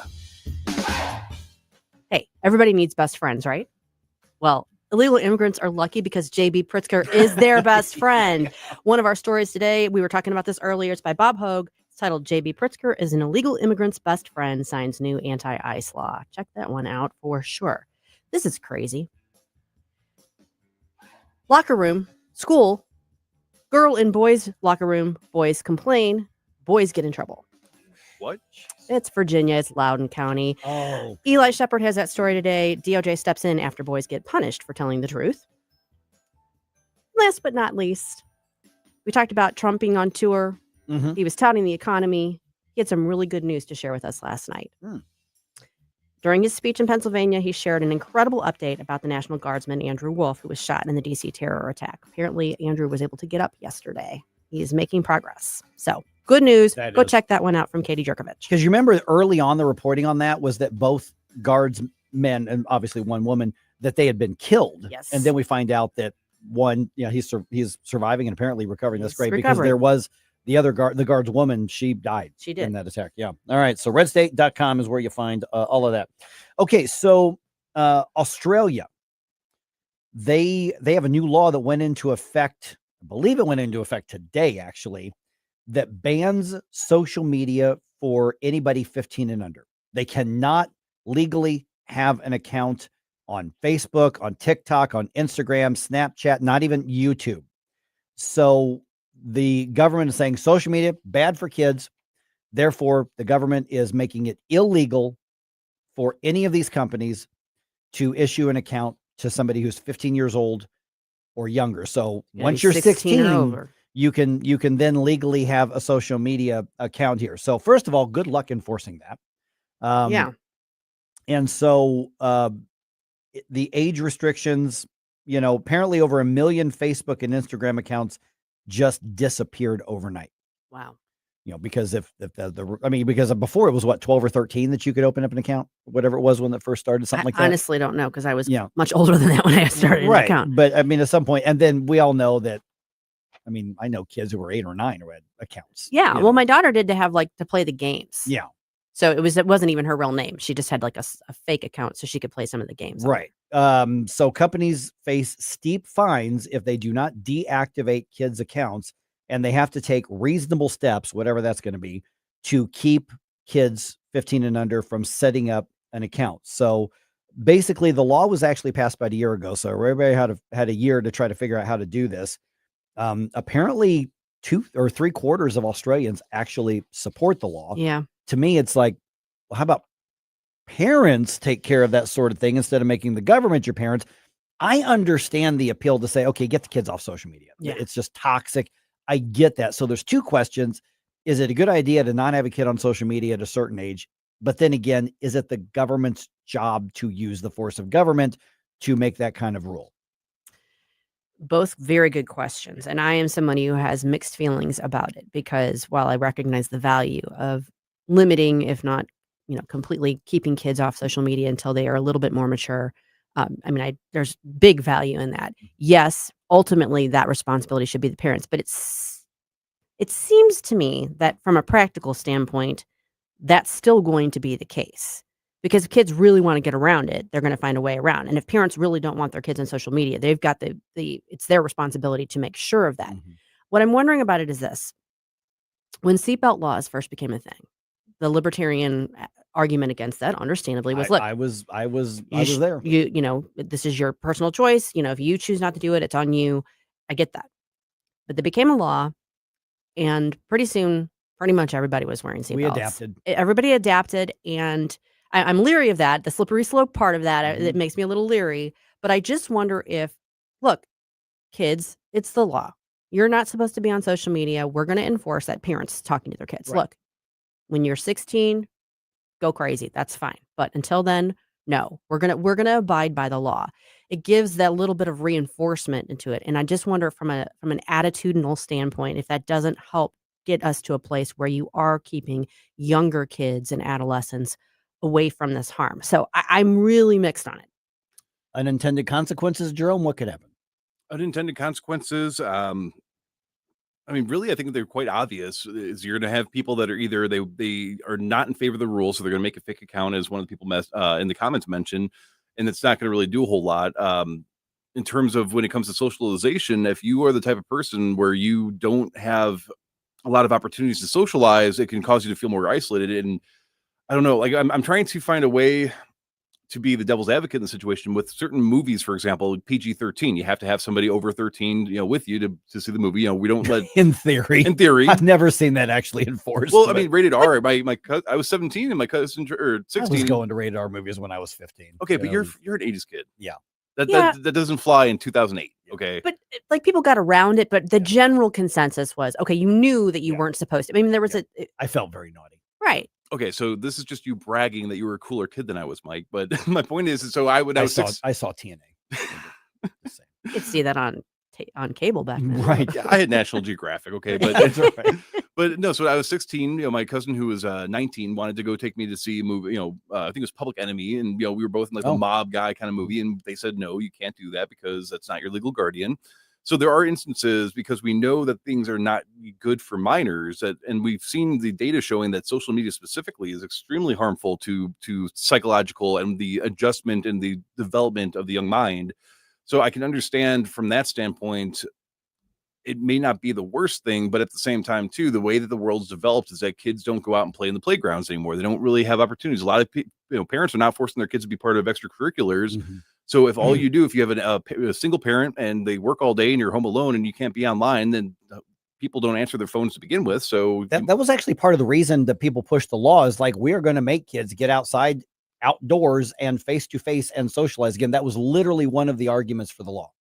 It's kind of a sound argument. I guess push come to shove, I can't really get too undone about the law. I understand the concerns about, is it overreach, but I don't know. Yeah, I completely buy into the argument. Social media, there are good things on social media. Don't get me wrong. But overall, it's just toxic. Overall. So I used to be very into online video games. So, and I mean, I was like 10 years old playing online video games with fully grown adults. Nothing creepy or bad happened, but it was just sort of those were the people that were in my little crew that I played with. Do they consider online gaming part of this? Because that's a good question. I don't know. I mean, this question. Specifically referenced social media platforms. I don't know if games are considered social media. My suspicion is that there's a carve out for them. Yeah. Because gaming, yes, there are potential hazards there We've as talked well. about that. Yeah. But I feel like that's one of those things that you wouldn't get as much buy-in on because lots of people, have let their kids play video games, good, better, and different, and don't, that'd be taking like a really big activity away. I don't know. Well, and because right now what we're seeing, especially with some of these terrible evil groups, the way that most children are being preyed upon, it's not the stranger in the van with candy. It is through online video gaming, and that's how they're using. So if they're going to allow kids to be on these video games and parents are not going to be supervising that, then these same harms, it actually becomes harder to keep an eye on your kids' activity and who they're in contact with versus if they had like a Facebook account where you can see who their friends are and you can say, look, you're going to add me as your friend and I'm going to be online with you. So I think that would probably be the biggest, is that they're going to have to do something about that. And I'm not saying they should, but they're going to have to if they really want to keep kids safe online. There was actually a hearing in the U.S. Senate this week on the whole gaming thing. I mean, and so you've got Dick Durbin and Josh Hawley basically on the same side. So this may be one where they are going to allow the FBI to really crack down on this sort of thing. According to AI, Australia's new social media law as of December 2025 specifically excludes online gaming platforms like Roblox, Discord, and Steam from its ban of under 16s. Okay, so yeah, Discord and online gaming platforms that you're doing nothing productive here. Well, I don't know. Speaking of AI, it's changing the world, sometimes for the better, but it could also be used to make the world a more dangerous place. We're going to give you that perspective coming up next.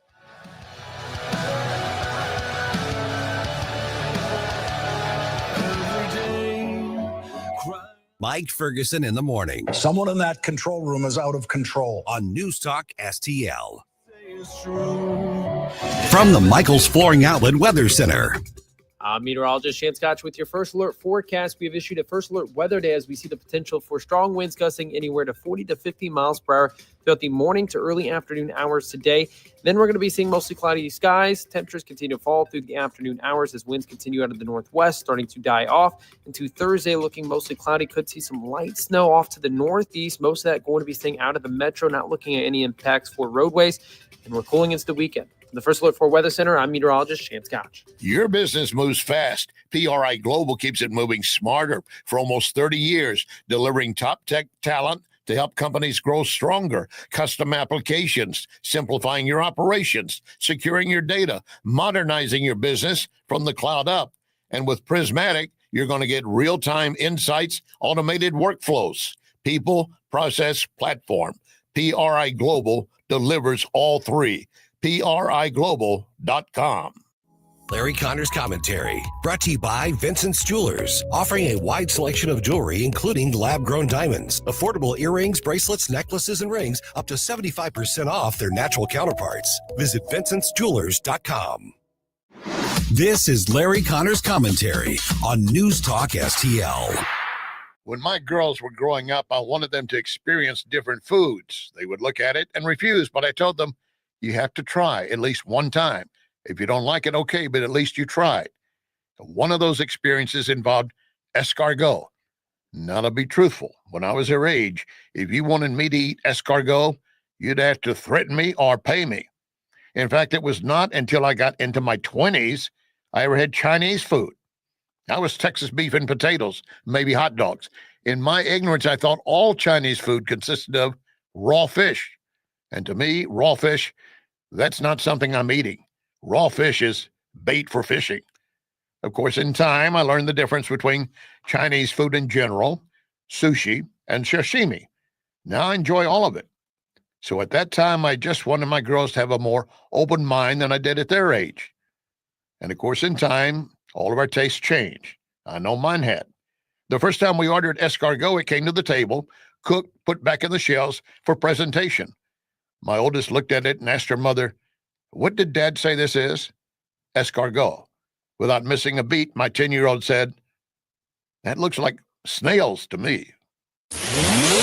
Get more Larry Connors on Larry Connors USA. Tonight at 6 on News Talk STL.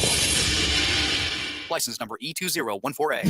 Hey, it's good to see you. You know, there's a certain way we do things around here, the Grasser way. The Grasser way? We don't cut corners and we don't take shortcuts. Not on the little stuff and not on the big stuff. We do the big stuff. That's right. Whole home generators that kick on the moment the grid gives up. Lights stay on, heat stays on, your family stays safe, so your house stays warm. And your ice cream stays frozen. Green is always Grasser at GrasserHomeServices.com. This December 13th, join wreaths across America at Belle Reve Gardens Cemetery as we remember the fallen, honor those who serve, and teach our children the value of freedom. Help us lay remembrance wreaths on the graves of our fallen heroes. Sponsor a wreath, volunteer, or bring your family to this meaningful tribute to our veterans, because every hero deserves to be remembered. Learn more and sponsor a wreath. Visit NewsTalkSTL.com. News Talk STL is proud to have Doug Voss of Safe Money Radio as part of our lineup each week. Doug has been a staple on the St. Louis radio airways for many years as one of the leading financial experts in the area. You can now hear Doug and Safe Money Radio 2 times every weekend on News Talk STL. But in case you miss anything, you can check it all out at DougVossSafeMoneyRadio.com. You could also reach Doug at 844-6766. That's 844-676-7233. Doug Voss is a registered representative. Securities offered through DHL Securities, LLLP, member FINRA and SIPC. If you find yourself feeling out of place in the world, it's comforting to know conservative values haven't been abandoned everywhere. Thanks for being my voice in all this. This is News Talk STL. There are people out there that feel the way that I feel and say what I say. Welcome home.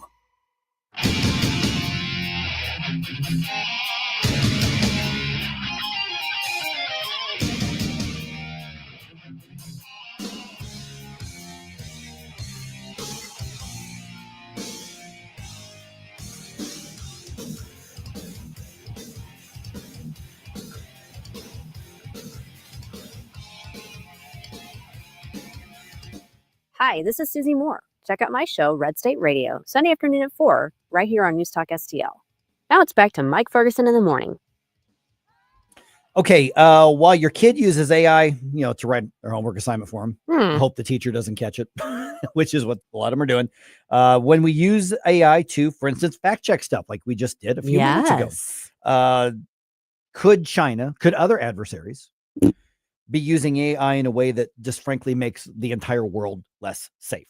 Sure. Yeah. We're now joined by Ward Clark from RedState. And Ward, I thought it was interesting in your article on this, you referenced that old movie War Games, which we had no clue what AI, we didn't even have a concept of AI back when that was Matthew Broderick was on that. So you use that as kind of the setup for what's happening, because this is part of the negotiations. We're talking about regulating AI, and there's the whole intellectual property, there's the misinformation thing, but you're talking about something potentially much more serious, specifically with China. So kind of lay the groundwork for that. Well, it was, I did reference that movie, pardon me, it was 1983 that movie came out. And up until that point, the only thing we had seen for AI in movies was, HAL in 2001. And I'm afraid I can't do that, Dave. China is, I'm afraid China can do that. And what they're talking about doing is putting an artificial intelligence at least partly in control of their nuclear arsenal, which is growing by leaps and bounds. They are building nuclear weapons almost as fast as they're building coal-fired electrical plants. And part of the reason for that seems to be that they are reacting to an old nuclear strategy called a decapitation strike, where the first round of missiles is aimed at taking out an enemy's command structure. Their heads of their government, the heads of their military, major military and governmental institutions in our places. They'd hit the missile silos in the Midwest. They'd hit Washington. They'd hit key communications points like Kansas City and Philadelphia. And China's worried about that. And an AI control, at least in part of that arsenal, gives them a way to retaliate, even if their leadership is completely taken out. So I guess I see the logic of that, Ward. Hi, good morning, by the way. Thanks for joining us. Have you guys met? You guys know each we've other? met. Okay, okay, yeah, We've had a okay. conversation or two. Just saying. Uh, so this is one of those where, okay, I can kind of see the logic behind why you would do that, but obviously that invites all kinds of pitfalls because the weird thing about the nuclear age is that there's this level of it kind of ties into mutually assured destruction, which I mentioned earlier. That's what I was thinking. There's Was this there level shades of of that? conscientiousness that you're going to have with humans involvement that you wouldn't have with AI. And I'm trying to wrap my brain around, is it better to go without that or to go with that? Well, we don't know to what extent China is proposing to do this. They're not going to take humans completely out of the loop in this decision process. The Chinese are pretty inscrutable, but I don't think they would hand everything over. This already almost happened once. I'm trying to prompt my mind to remember what year it was, but it was back during the Cold War days, back during the Soviet Union days, when the Soviet computerized defense system identified the sun glancing off some ice clouds high in the atmosphere as missile launches. And the entire Soviet apparatus went on launch status, except for there was one guy somewhere in their missile control complex that just said, wait, this doesn't feel right. I don't think the Americans would just suddenly launch an attack. And he basically took the initiative and waited, which the Soviet Union wasn't known for people taking the initiative and doing anything on their own, but he did. And he may have prevented World War III. Yeah. This one Russian guy sitting in a control center because something didn't feel right. And AI can't intuit like that. It can't look back at recent events and go, the Americans made no sign they were going to do anything like this. This doesn't seem right. So Ward, we're visiting with Ward Clark from RedState.com, because when you mentioned mutually assured destruction a little bit ago, that was going through my mind too, is that there were the shades of that mindset back in the Cold War on this. And so Ward, in that context, when you're talking about, the decapitation strikes and that response, is China saying that this is something that would be defensive or retaliatory, or is there a worry that this could be offensive and in an initiative sort of approach? Well, I think there's always that worry with China. China is a dramatically different culture.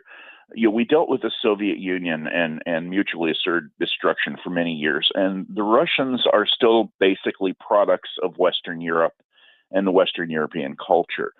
They love their children. They want them to have a world to grow up in. China sees things very differently, and it's hard to comprehend to us how differently they see things. Human life is a lot cheaper in China.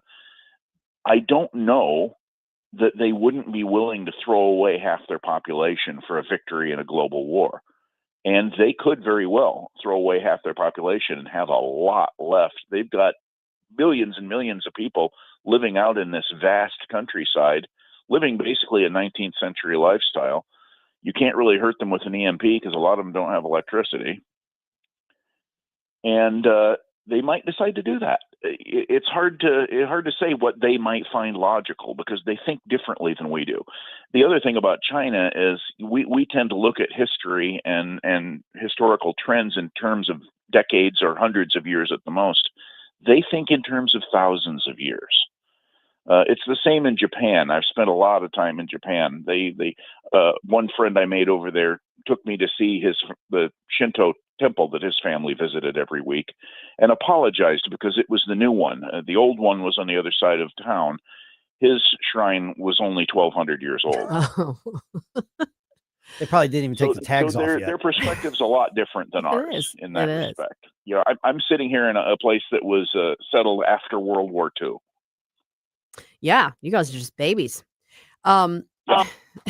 Ward, I'm going to kind of take a little detour here, but you cover this topic quite a bit. And we've seen in recent weeks some definitely rising tensions between Japan and China. Obviously, China's been eyeing Taiwan for a long time, and we've been very cognizant of that, and that plays a role in our, our military strategy and our foreign policy.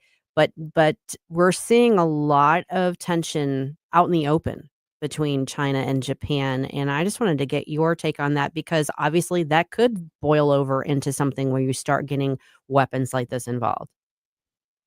It very well could. Japan is our best ally in the North Pacific, probably our best ally in the Pacific period, except maybe Australia.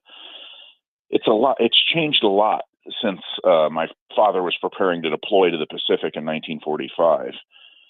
But Japan, their new prime minister, Sanai Taichi, is the Iron Lady of Japan. She's kind of their version of Margaret Thatcher.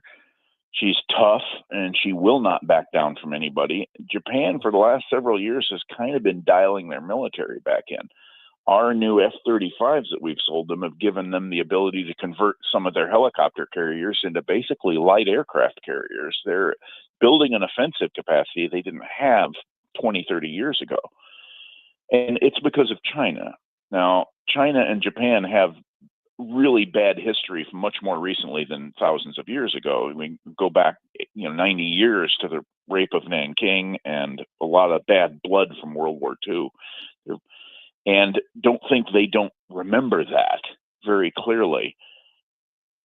And China is doing things like yesterday I believe I reported that they were illuminating Japanese aircraft with missile fire control radar. Now, this is an old Cold War game, and we used to do it too. We did it to the Russians, we did it to the Chinese, and they did it to us. But it's generally considered a pretty hostile act because, one press of a button and there's a missile on its way to your aircraft. I think tensions between Japan and China are only going to grow worse, and it's important to remember we have a treaty obligation. If China attacks Japan, basically they're attacking us too. And I hope it doesn't happen because I've spent a lot of time in Japan. I love Japan. I love the country. I love the people. I love the food. I love everything about Japan. I don't want to live there, but I would hate to see Japan come under attack by China because they're still a very small country. They would fight bravely, but I'm afraid they would be overwhelmed. Yeah. Hey, Ward, we just got a minute or so left. Ward Clark from RedState.com. So when you come back, let's tie this up kind of where we started with the AI aspect of this with China. What is it that U.S.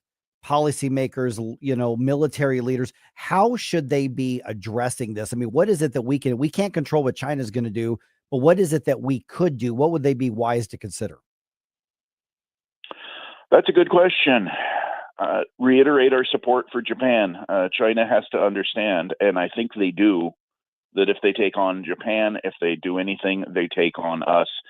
But we should also be making sure Taiwan's security is good, because this might be a distraction from a move on Taiwan.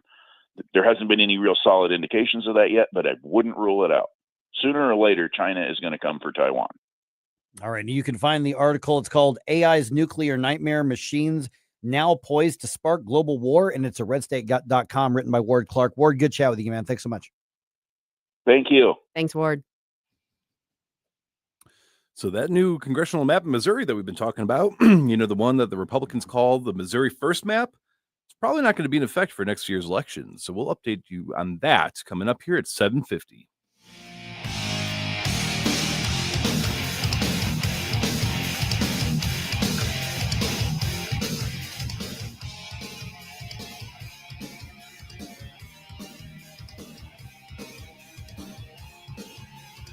Mike Ferguson in the morning. He picked the wrong schoolyard to come into, I have to tell you this. On NewsTalkSTL. When it comes to spending your tax dollars and teaching your kids, governments and school districts should be an open book. But in Missouri, that's not always the case. Recently, the Show Me Institute sent out a sunshine law request to school districts across the state, asking for information on whether certain topics are being taught. Specifically, a controversial one called critical race theory was included in the list. Many districts didn't respond. Some wanted to charge large fees to process the documents. Lee's Summit outside Kansas City wanted over $35,000. A rural district, Morgan County, wanted $15,000. The Sunshine Law does allow charging a reasonable fee for sending out information, but there's nothing reasonable about $35,000 or $15,000. These districts should want to be transparent about their curriculums. Taxpayers deserve to know what their kids are being taught. Learn more at showmeinstitute.org. The Show Me Minute has been brought to you by Show Me Institute and Show Me Opportunity.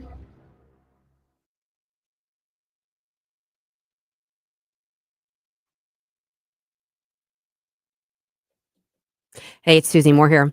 You know, it's that time of year where you're trying to figure out when and where you can get together with your friends, kind of do a little pre-holiday celebration.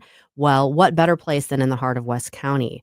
It's close, it's convenient, it's Harpo's Chesterfield, where they have great food and great drinks. They've got daily specials. You can always check out what their specials are by going to harposstl.com. Today being a Wednesday, the special, I believe, is like a 10-ounce strip steak, a couple sides. It's a great value. But every day they've got drink and food specials. It's a great sports bar atmosphere. So whatever game you might be interested in watching, that you can go there and watch that as well. Have I mentioned the food? Yeah, the food is really good. They've got a great variety. They've got a very full menu. I just kind of keep always zeroing in on the burgers because they're so good. But whatever you're in the mood for, you can get it there at Harpo's. Plus, they've got fun and energetic staff. And again, they've got little different events going on. You can always check out what they've got going on by going to their Facebook page or their Instagram. Or again, if you want to know what their specials are, you can go to harposstl.com. Whether you're dining in or carrying out, make Harpo's Chesterfield your go-to. Remember those magical moments in Mom's kitchen? The heavenly aroma of fresh baked cookies? At Trolley Stop Bakery in Chesterfield's Forum Shopping Center, our co-op of talented bakers has been perfecting that homemade magic for 4 decades. From the gooeyest cookies in town to custom pies, cobbers, and cakes, everything's made from scratch, just like Mom and Grandma's recipes. Need that perfect corporate gift? We ship our famous cookies nationwide. The Trolley Stop Bakery, 67 Forum Shopping Center, or TrolleyStopBakery.com. Because some traditions are too sweet not to share.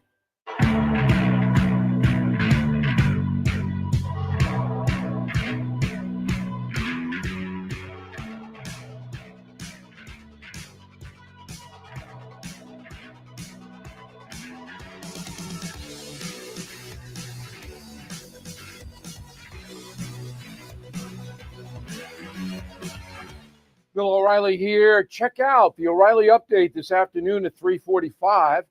Right now, it's back to Mike Ferguson in the morning on News Talk STL.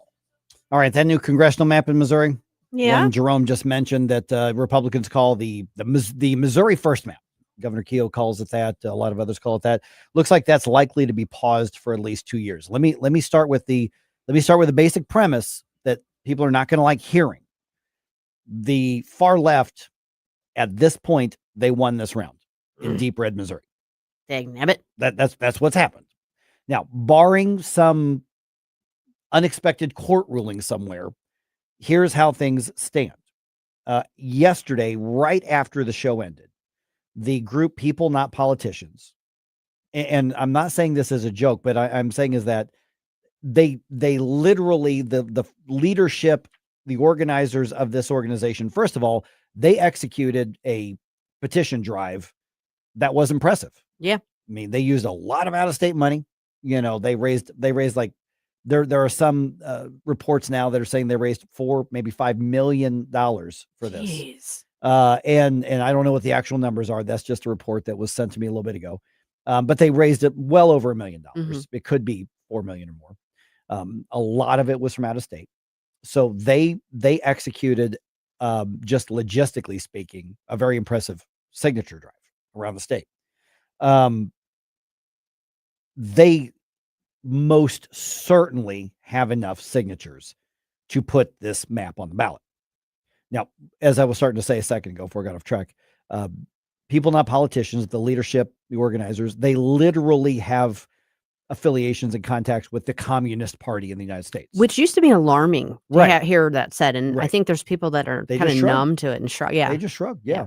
But that's literally this. Now, I'm going to be really honest. I know that I'm kind of, some of my friends in the legislature get annoyed when I say I'm kind of agnostic on the map thing. Yeah. I just am. I'm kind of over it because, you know, both sides do it.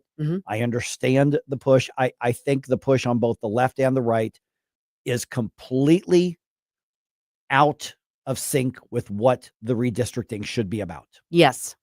I think it is outside the spirit of the Constitution. I think it is inside the spirit of tribal partisanship. Yep. And I think both sides are guilty. I completely understand why the Republicans are now responding to it. Yes. The left is just better at this than the right is. It's dirty play, and they're better at it. Yeah. So where we're at right now, Susie, is that 300,000 plus signatures have been turned in.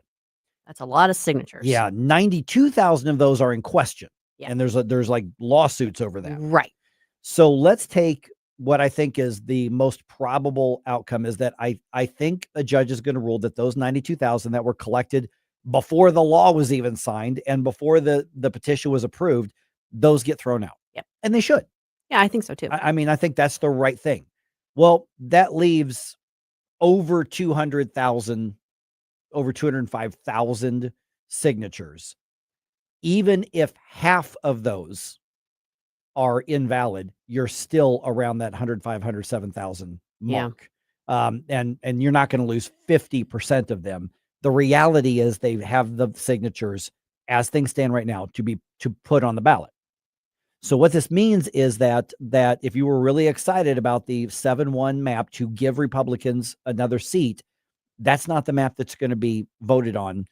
Well, the map will be voted on, but the congressional districts will be the same as last year. Yeah. So 6 Republicans, 2 Democrats are going to be elected. Realistically, yes. Yeah, that's what's going to happen. And if voters okay the map, then 2028 things will be different, but then we'll be 2 years away from the next census. Yeah. Well, but then that might inform that next redistricting that's official under the census. So I don't know. I mean, is it a bigger deal for Missouri? No, it was a much bigger deal for Texas. Yeah. It's a bigger deal in California. I don't know what Indiana is going to end up doing, so we'll see. But I maybe I'm just tired. I'm just worn out over it. Why don't we just have geographically dense population districts? Like, why can we just do that? I know the concern is that the Democrats will still fight dirty, even if we try to do that. But that would just seem to me to make the most sense and save a lot of money in terms of litigation, petitions, and all that sort of thing. Yeah, and Mike, you're the one that mentioned this and got me thinking about this, but the amount of money being spent on this and how much of a fuss it's causing to get one more vote in the federal election and taking all that time and effort away from the things going on in Missouri that we should be more concerned about, in my opinion. I am very Missouri first, but I don't think that if the goal is at the federal level and it's not really going to do a whole lot to benefit us, then we should not be calling it Missouri first. Well, it's Republican first. Yeah. With a capital R.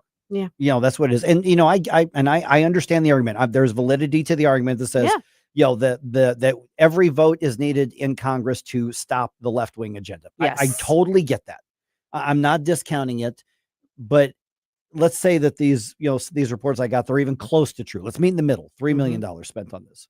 I don't know how many hundreds of thousands have been spent on lawsuits all around it. Now we're going to look at a big campaign for and against it in 2026, most likely, in addition to the following lawsuits. This one seat out of 435 could cost $10 million. And I maybe went into the wrong kind of law. Yeah. Hey, you can reactivate your license. True. Jump right back into an election law. We could be looking at $10 million spent. Now, a lot of that money not from Missouri.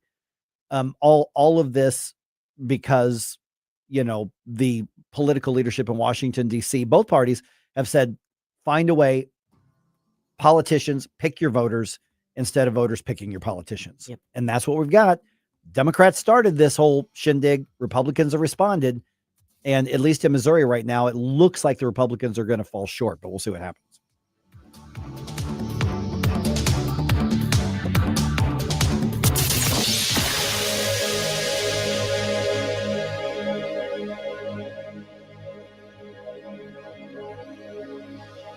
Hey, it's Vic Porcelli, and my favorite sandwich from Capriati's is the Wagyu beef French dip. So good. It's the au jus that makes it. And the Wagyu beef is pretty good, too. I love Capriati's, and you will, too. On Manchester at McKnight in Rock Hill. JC's Wayback Machine. This week, it's more stuff from my exclusive Christmas library, including a hilarious interview with Harry Connick Jr. Number one, if you could not sing ever again when I'm talking. Okay, wow. I thought we established that. Wow. Plus great tunes from the 90s, 80s, and 70s. Nobody in St. Louis radio is doing what we're doing, and it's all brought to you by the Weber Automotive Group. It's JC's Wayback Machine. Every Saturday night, 6 to 9. News Talk STL. Dr. Randy Tobler here, and I know that when you're looking for a dentist, you have to make sure you choose a dental practice that's compatible with you and the needs of your family. Well, I'd like to tell you about my dentist, Dr. Dan Cusimano, and his partner, Megan Dwyer, and their team at Advanced Dentistry at St. Charles. The great team at Advanced Dentistry of St. Charles can accommodate all of your cosmetic and restorative needs because their passion is general dentistry. Implants, crowns, bridges, even dentures. That what you need the most is what they'll provide in a personalized, focused way. And they can provide therapeutic and cosmetic options like Botox and dermal fillers. Get to know them and all they have to offer by calling 636-978-0226 or visit them on the web at advanceddentistrynow.com. That's Dr. Daniel Cusimano and Dr. Megan Dwyer at Advanced Dentistry of St. Charles. That's Advanced Dentistry Now, 636-978-0226. Or visit them on the web at advanceddentistrynow.com. If you have a phone, you have a radio. Download the all-new NewsTalk STL app. Love the all-new NewsTalk STL app. On my way to work in the morning. Usually in the car. I listen on the app in my car every morning going to work. Download the NewsTalk STL app and listen anytime, anywhere. KLGY HD3 Clay, K270BW Bellefonte, KNBS Bowling Green. This is NewsTalk STL at 1019, 94.1, and always streaming at NewsTalkSTL.com. Breaking news this hour from Town Hall. I'm Rich Thomason. Lower prices, bigger paychecks. One of the themes stressed by President Trump. A huge rally last night in Northeast Pennsylvania, suggesting that lowering prices is a work in progress. The president notes that prices have been falling for energy. You know, our oil prices are coming down very substantially, energy prices.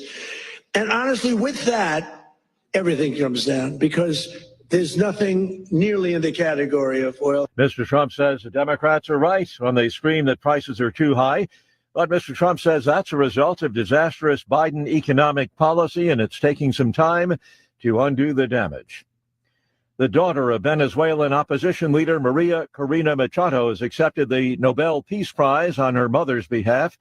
Her life threatened by the dictatorial Maduro regime, Machado has been in hiding since January. She was unable to risk the dangerous journey to Oslo to accept the award. Australia's ban on social media for teens is now in effect. At a news conference in Sydney, attended by parents, stakeholders and grassroots campaigners, Australia's Prime Minister Anthony Albanese speaks of his pride as a world-first social media ban for children under 16 comes into effect across the country. This is Australia showing enough is enough. Albanese feels sure the reform will change lives.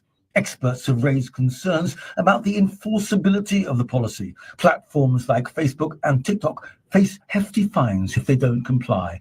I'm Charles Philadelphia. It's called an atmospheric river. It has swamped the Pacific Northwest with flooding rains. Portland, Eugene, and Seattle among cities where the waters have been rising, spawning flooding of record proportions.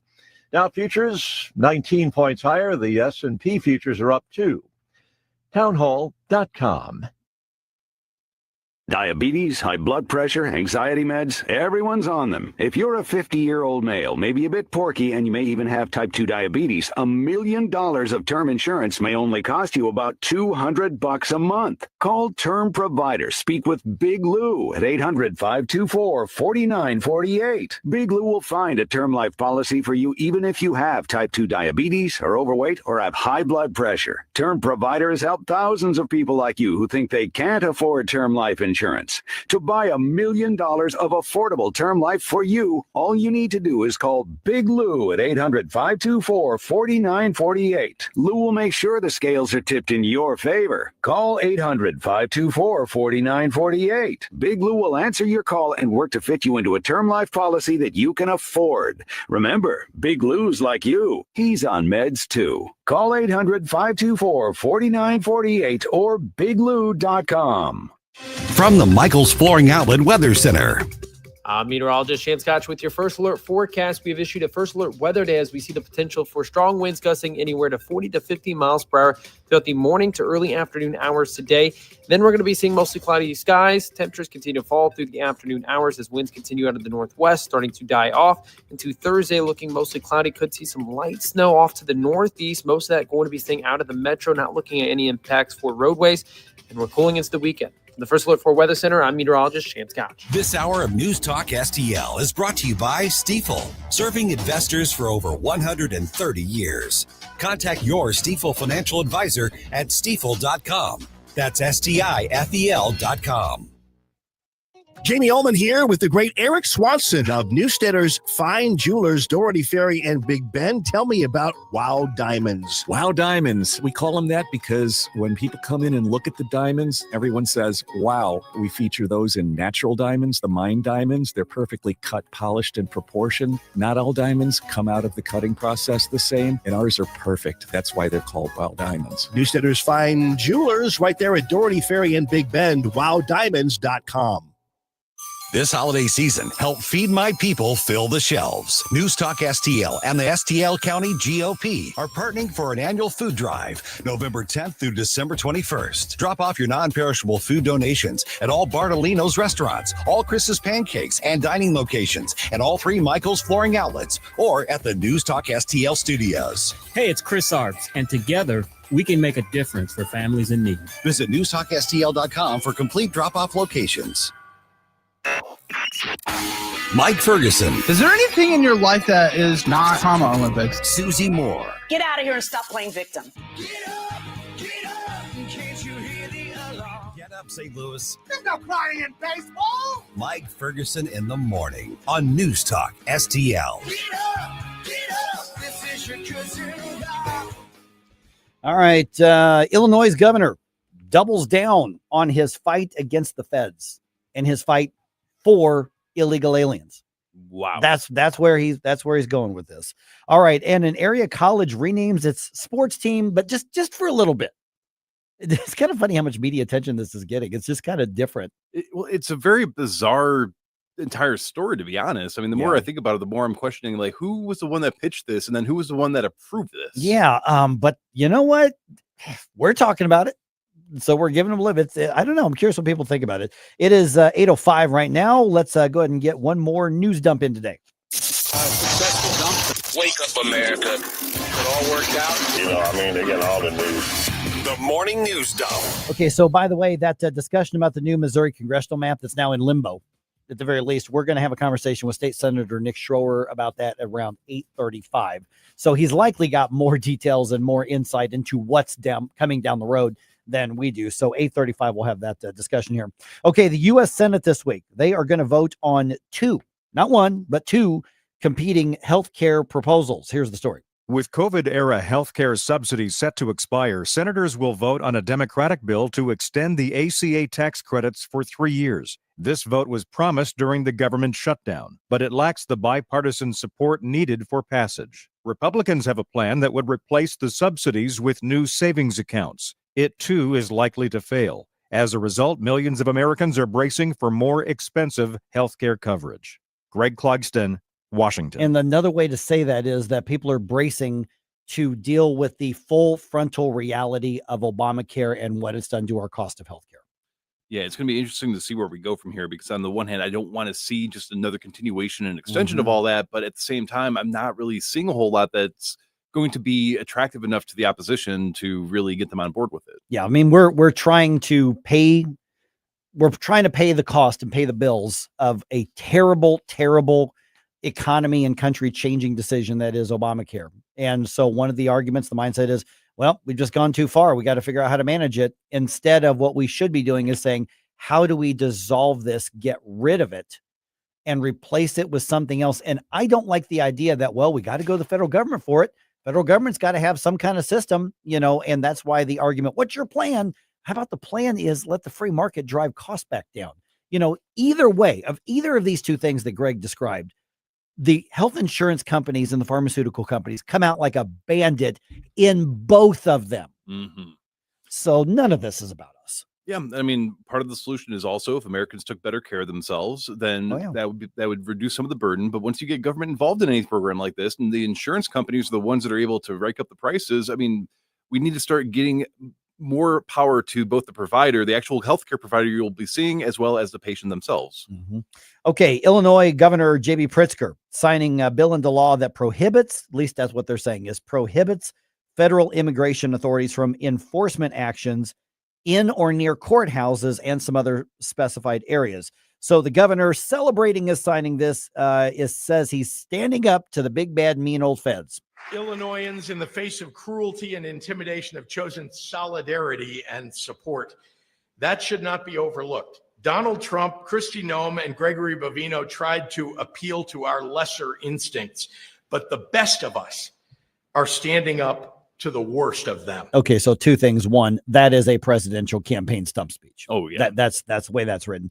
The law takes effect immediately, and Illinois claims that it prevents federal law enforcement from conducting enforcement operations in hospitals, on college campuses, or in daycare facilities, in addition to courthouses. So basically, they say our state law prevents the federal law enforcement from enforcing legitimate federal law. And that's what they're claiming. And there are cases where I would support the state standing up to the federal government. This is not one of them. First of all, I'm surprised J.B. Pritzker can even stand. He's talking about standing up to people. I'm sure that he was leaning on something during that speech. And second of all, no, that this is treason, in my opinion. I mean, you are trying to actively stop the laws that have existed in the books for over 100 years at this point from being enforced. And in often cases, we keep finding how many of these illegals that they're catching are recidivists with very violent histories. So and it shows you where the mindset of the left is, because he is appealing to the fringe left. Because I've got to think there's a lot of Democrats out there that are going, guys, I'm a Democrat. I like big social safety nets. I like some of these. I'm liberal on some, but come on, repeat illegal aliens. Of course, we've got to secure the border. There's got to be. And listen, if that's you, you need to speak up within your own circles on the left. You know, this is your party that's doing this. And the fact that there are still people, citizens, that would vote for somebody like J.B. Pritzker is just mind-boggling to me. You're not on the right side of history. Whatever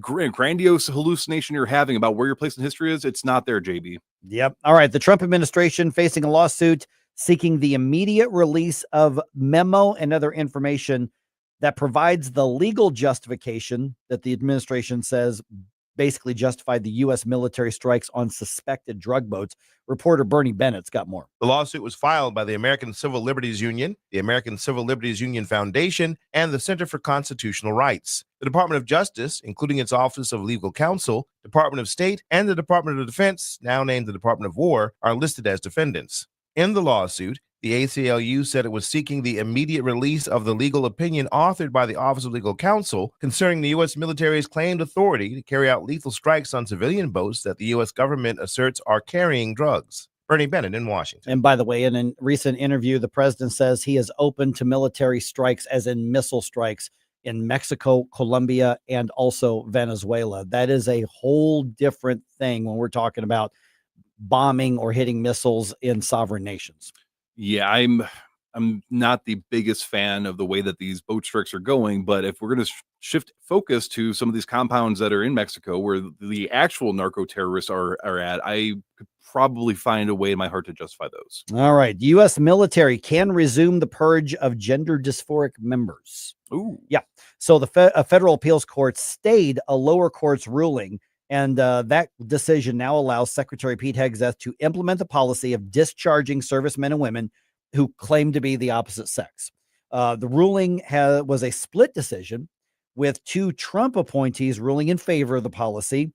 Some of the news copy I said the other judge was a Biden appointee. Susie, I think, pointed out that was an Obama appointee, but it was a Democratic appointee disagreeing with that.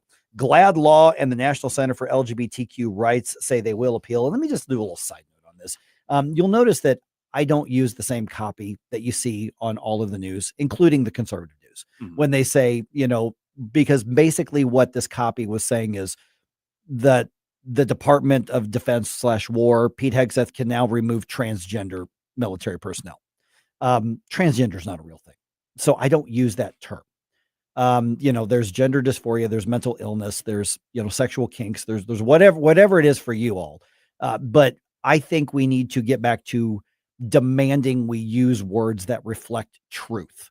Yes. And that is a made up word. That is something that is just not real.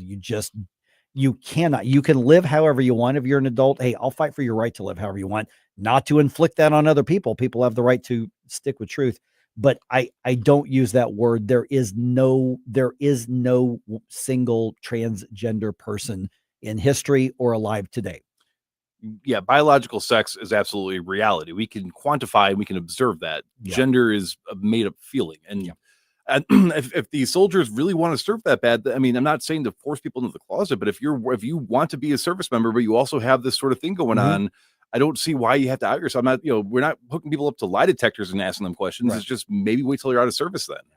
Former St. Louis Circuit Attorney Kimberly Gardner now waits on a decision from an ethics committee. The Office of Legal Ethics and Counsel conducted a hearing Tuesday to determine if Gardner's unethical behavior should result in her losing her law license. This is not a criminal trial. This is whether or not she can still ever be a lawyer again. Gardner admits to using $5,000 of public money to pay a fine that she received from other unethical behavior.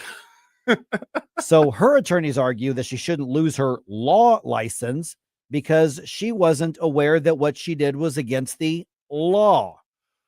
Okay, so on that ground alone, you should, if you don't know the law, you should not be practicing the law. And I don't mean to laugh because I don't like the abuse of authority here, but I mean, come on, this seems like it should be so cut and dry. Yeah, you would think. So I don't know when a decision is going to be rendered. She's not practicing law now. I don't know that it changes her life. She was apparently going with a career change into nursing anyway. But still, if you have a law license, you want to be able to use it, but she's got a history of unethical and incompetent behavior and illegal behavior. Yeah. As well. And ethics is a big part of law. I mean, try that, go speed somewhere and say, I'm sorry, officer, I did not know the speed limit. I was going to look at it and see how quickly you still get your ticket. All right. SIUE's teams will have dual identities during the 2026 sports season. The university announced that each Cougars team will compete as the 66ers at least once during the upcoming season. Every team, if it competes in sports at least once, they are the 66ers, not the Cougars. That is to commemorate the Centennial Historic Route 66, or as many people say, Route 66. Yeah. The first teams to compete under the alternative name and color scheme will be both the men's and the women's basketball teams. They will play Southern Indiana in Edwardsville. They will play as the 66ers on January 1st. I see your indifference. Stop it right now before you blow us all away. Well, there you go again, listening to Mike Ferguson in the morning on News Talk STL. Hi, I'm Dr. Alan Link, owner of the Dental Link. You've heard ads about teeth in a day, but did you know that you'll be chewing on plastic, acrylic teeth? Here at the Dental Link, we can give you porcelain crown and bridge teeth utilizing mini dental implants that function much more like real teeth at about half the cost. Plus, mini dental implants are less invasive, less painful, and your recovery time is much shorter. Give us a call at 314-794-6464 or simply visit us today at thedentallink.com. The Vic Porcelli Show. That guy over there is Stan Clement from Roots Plus. Why is it when you cut down trees, nobody says timber? Well, I hadn't thought about that. I guess it's like on the golf course. Most people don't yell for. I think it's after you make your drive. Maybe that's the problem. I think look out would be a better warning than for. Vic Porcelli, live and local, weekday mornings at 9 on News Talk STL. Hey, how you doing? Santa Vic here. And Santa's head Vic head here. And you can win some great prizes with News Talk STL's St. Louis Conservative Christmas. You forgot the ho-ho-ho. You forgot the ho-ho-ho. Oh. No, ho-ho. Oh. Log on to newstalkstl.com for your chance to win great prizes from Ami's Pizzeria and Restaurant, Small Cakes Cupcakery and Creamery, and Gulf Shores Restaurant, Food Truck and Catering. newstalkstl.com. Oh. Hey, Colombo here for Intervine, a great local company that has customers all across the country due to the quality of their products. Intervine has the best flashlights, lanterns, headlamps, and even batteries, including the new Monster 2000 Lumen waterproof lantern and the Sentinel 2000 self-defense flashlight. Our home and vehicles are full of great Intervine products, and right now you can shop their website and get 25% off your entire purchase just by using my name, Tony, as your promo code. That's promo code Tony at Intervine.com. News Talk STL, always streaming on your smart speaker, our mobile app, or newstalkstl.com.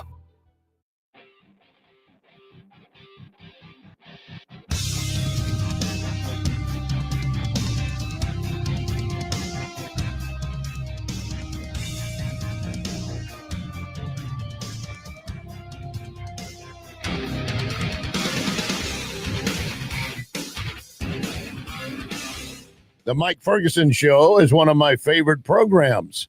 In addition to Larry Connor's USA, catch my program at 6. Now, back to Mike. All right, I'm going to give everybody another swing at this one. We talked about it a little bit ago. An entire country now, as of today, has made it illegal for teenagers to be on social media. 15 and under. If you're 16, you can have a Facebook account or a TikTok account or an Instagram account or YouTube account. But in Australia, as of today, whatever I would say 8 hours ago, but whatever it was in their time zone over there, midnight today, kids 15 and under are no longer legally allowed to be on any social media platform. Not one. And 3/4 of the country, according to some surveys, agrees with that. And I don't know if they surveyed the kids or not, but over 1 million social media accounts, we're talking Facebook and Instagram and TikTok and Snapchat and YouTube, over 1 million accounts were deleted overnight.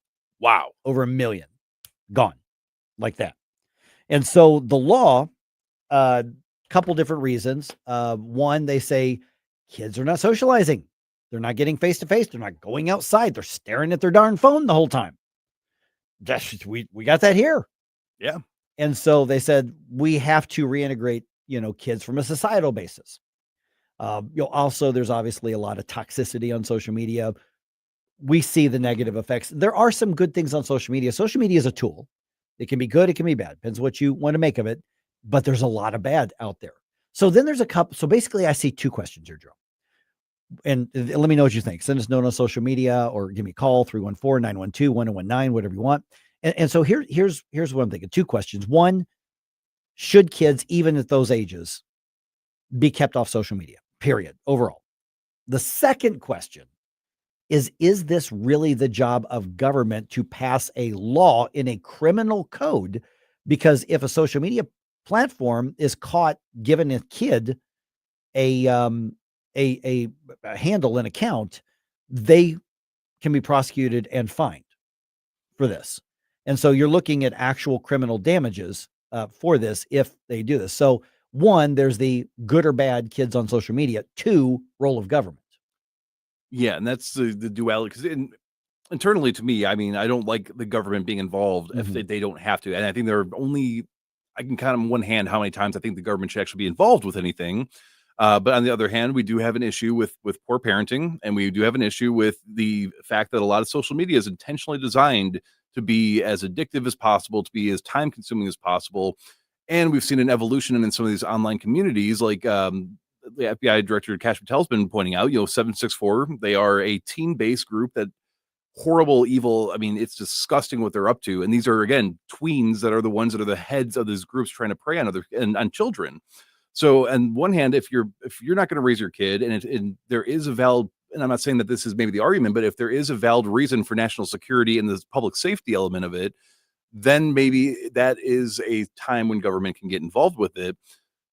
But that being said, I'm not sure. I know the data suggests that psychologically it's not good for children, but that's something I'm still on the fence about. Is it really the government? If you don't care enough about your kid to make sure that their online well-being is okay, should the government be punishing the kids of the parents that are like, hey, we just want you to be able to say good, happy birthday to grandma? This is government doing more parenting. I think that, and then so the question is that the right role of it? So a couple things that you mentioned, we have enough information now. We have enough years under our belt now to know that there is an actual brain science behind these effects. Yes. And I've mentioned before, one of the professors at Washington University, Tim Bono, that's his name. I don't know if he's still at WashU, but he wrote a book a few years ago called When Likes Aren't Enough. And he teaches like some psychology and brain science type classes over at WashU, or at least he used to. And I did a couple interviews with him over the years, and it was really, really fascinating, just the brain science aspect of it, of the dopamine, of the addictive nature of it, and the psychological things as to how young people view themselves, because they tend to compare themselves to other people on social media, which is why you get so many influencers that just make up crap, and pretend they have a lifestyle they don't have, because that's what's marketable. And that's all garbage, and it is bad. And in an ideal, perfect world, the parents are the gatekeepers. Yeah. Australia has decided the government is the gatekeepers. So I agree with the premise that, you know what, maybe kids need to be off of social media. I totally get it.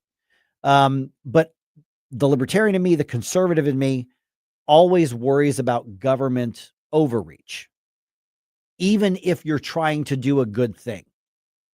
So I've got mixed feelings on it. I just, at the bottom line, don't like the government being the one to do it. Now, I think if you're going to do it, then you do it the way they've done it, which is target the companies, and you don't prosecute a kid for setting up a social media account. I mean, it's so, and some kids are going to lie. Other kids are going to go get VPNs. They're going to figure, or somebody's going to create an underground social media, and it's going to be hellacious and a lot worse than what's out there now. I was just about to say, when I was a kid, there was the older kids that had access to like cigarettes, and they'd say, "Hey kid, I'll sell you one." But now it's gonna be like, "Hey kid, I got to log in. Do you want, do you want an account?" But going in specifically more the social media, like the TikTok kind of trend type things. I mean, there are hundreds of kids that have died trying to emulate trends. Some of these are intentionally designed to be dangerous trends, just to because there are sick people out there. Sick, yeah. But I guess on the other hand, because when we were talking about this a little bit earlier, it looks like video game communities are not going to be affected. And the whole idea is we're trying to keep children safe because their parents are not involved in their lives enough to help them learn how not to engage in what is essentially self-harming behaviors. Then we need to keep them safe this way. But social media is part of online gaming as well. And so Discord is one of those places where it didn't sound like that was going to be affected, but that's where Susie looked it up. The online games are not affected by this. This is only the social media platform. And so in America, Roblox, for example, the Attorney General, I think it was of Louisiana, finally did a lawsuit against them because they are not protecting kids. And it's a well-known open secret in the gaming communities that is where a lot of child predators are hanging out, and a lot of the most gruesome people are using that platform to then recruit them to go onto Discord so they can talk privately, and then that's where they remind me what Discord is. So I'm sorry, I'm actually truly I don't know. Okay, so you know what Facebook Messenger is, right? Right. It's like that, but it's a standalone without the Facebook. So Okay, it's like a private. It's a messenger service. Yeah, and you can make your own group chats and servers, and okay. Yeah, so a lot of people are. So, but that's sort of that's what we've observed from some of these horrendous groups is that. It's not that they're going on Facebook or Instagram or, I mean, TikTok, it happens a lot, but that's a whole other beast. But they are using video game platforms where there are going to be kids. They're going to, where it's an online socialization thing. They gain your trust. They take you to one of these private platforms. And then that's where they start to try to groom and abuse you. Can you go after the bad guys without going after the platform? So like, could you say, I'm going to go after in the physical world, I'm going to go after the kidnapping creep in the trench coat, but I'm not going to shut down the city park to do it. In the digital space, I'm not 100% sure that's a possibility due to the nature of, again, using VPNs, anonymous accounts, having what are called sock puppet accounts. So you can have 7 or 8 different accounts. So you find who I am on this one account that you think's me. You take that one down. Well, I'm right back here, or it's a group of people sharing an account, right? Mm-hmm. And so the way to get around that is to have to work with the companies to say, what are your community guidelines? What is your moderation process? If somebody is being harassing, if they're jumping into these online groups and they are harassing people, they're flooding them with spam images, they're doing all this, abrasive behaviors, it's not good for the users of the community. If they get reported, what's the consequence going to be? And then that's where the gray zone comes in is how much punishment should there be for that? Should it just be you can no longer access the service, or should it be we are going to cut off your entire internet access at that point? By the way, here's what it means to us. Like, for instance, Newsmax is reporting today that there's a push in the United States to impose social media restrictions. So what's happening in Australia or other countries, there are lawmakers and policymakers here saying, let's see how that works. Maybe there ought to be a law here. So while we're talking about Australia, we're really talking about how should it be here? Great Britain's a great example too. They have their own firewall now where you have to do ID verification and picture verification to prove you are who you say you are and that you're the age. So there are times when people have been posting screenshots where you go to a website like YouTube or X or any of these other sites that you've been using all these times or for all this time, and now it says this content is restricted in your area. Verify your identification to have it revealed. And a lot of times it's not even like not safe for work content. It's just stuff that they don't want people not to be able to access. And I think that's a consequence of a globalist economy, is that if you have a corporation and you're like, well, we're going to be losing some users in this country because of our content policy in America, why don't we implement and make it a little bit more friendly for them so we don't lose that clientele base and we don't lose the advertising. We don't lose that sort of grip we have on our market. And from a corporate mindset, that makes sense, but that's where corporations and liberty are not always in line with their values. Yeah, I think I've sent in one documentation back. There was a little while ago that we thought Getter was going to be the next big conservative thing. It turned out to be a flop. But they actually, to verify your identity, you had to actually upload a copy of your ID to do that, which I really felt weird about. But I'm like, I think Getter's going to be a big Getter turned out to be nothing. I mean, I've got my account. I haven't even looked at it in probably 2 years because it was a joke. It turned out to be nothing. But when you look at the others out there, the bad guys are going to find a way around it. And we know some kids are going to find a way around it. How effective is the technology to actually keep most of the 15 and under kids off of this? I mean, you can pass the law, but can you enforce it, and can you get the desired outcome? I cannot imagine them being able to Australia being able to implement this without it turning into the Britain way of doing it, where it affects everybody, regardless of how old you are. And me, I mean, I'm 30. I'm not going to give any more information to these corporations that I need to. I mean, if that means going and finding another outlet or going to another place, so be it. But I do not think that there is going to be a way to only keep the tweens offline. If they've been honest, because again, a lot of tweens they're not very honest sometimes. I mean, if I see a typical 14-year-old and I've got a question about my phone, they're going to know more about it than I will, most likely. Oh yeah. They're going to be able to guide me through it. That's just the way it is. Now, Republicans are calling it the Missouri First Congressional Map. Democrats hope to call it Dead in the Waters. So what's next in the battle over partisan supremacy in the Show Me State? Well, Senator Nick Schroer is going to update us on that at 8:35 coming up.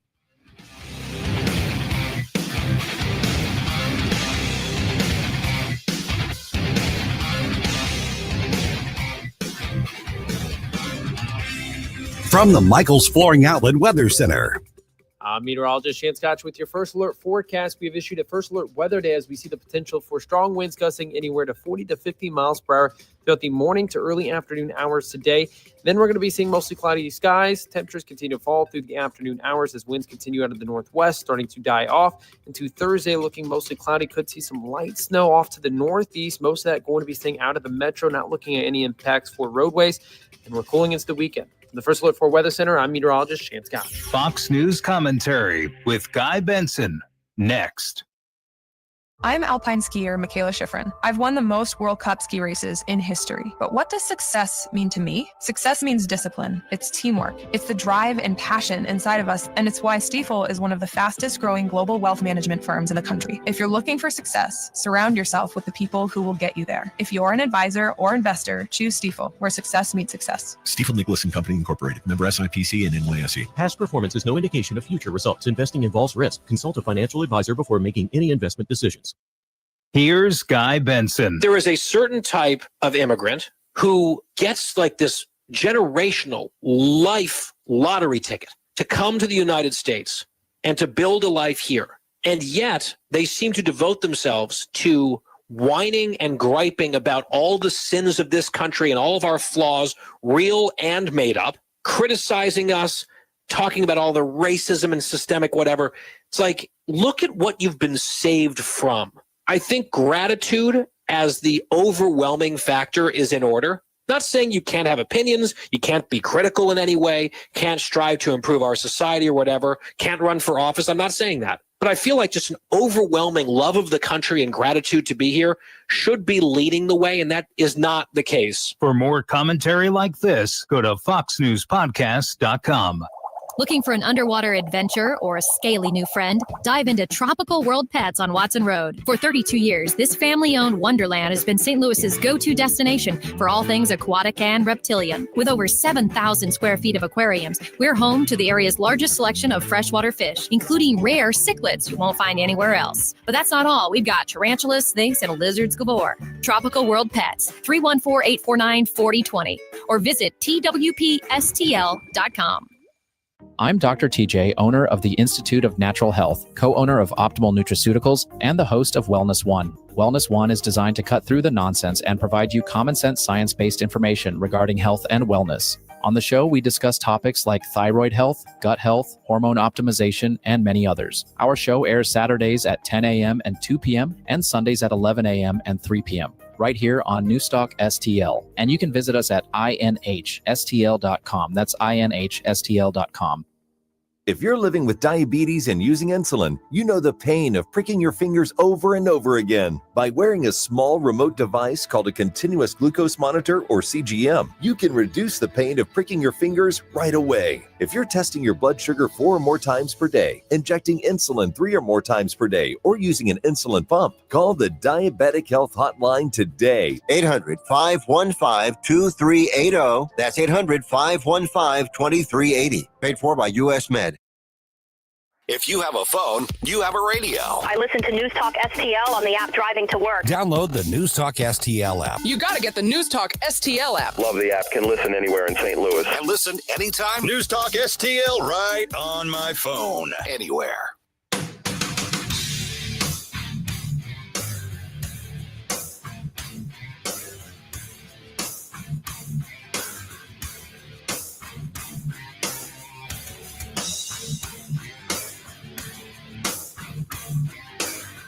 Hey everyone, this is State Senator Nick Schroer. I am the host of Stand and Fight every Sunday night. Right now, let's hear more of Mike Ferguson in the Morning Show here on News Talk STL. Okay, so the left may have stopped the new congressional districts map in Missouri. Oh, yeah, there's the what we're assuming based on the media reports and based on what we're hearing, and then let's dig out whether that's actually the case. And if they did stop it, it's for now.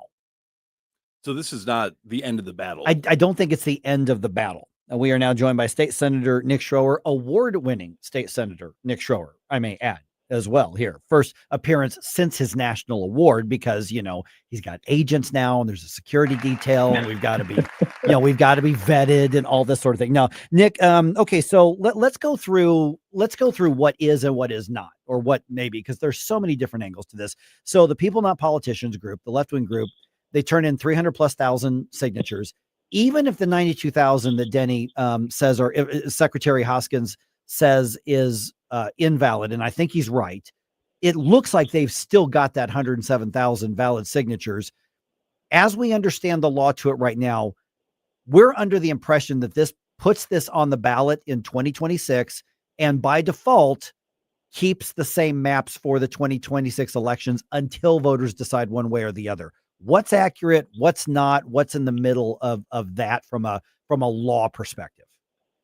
Well, there is a lot to be discussed, and I'm going to try to sum it up briefly. We've got some horrible winds right now, so if my service goes down or is bad, just let me know, stop me, and I can call back. But essentially, the Missouri First map that we passed, that I was the first one back in 2022 offering on the floor before Donald Trump was even president. This map will go into effect 12:01 a.m. on Thursday, December the 11th. So midnight, it's going to go into effect. The signatures, as you stated, were turned in, but according to Missouri law, they've got at least, the Secretary of State's got at least 2 weeks to scan those signatures in and then hand them over to all of the county clerks and local election officials, who are then going to go through the process of verifying them.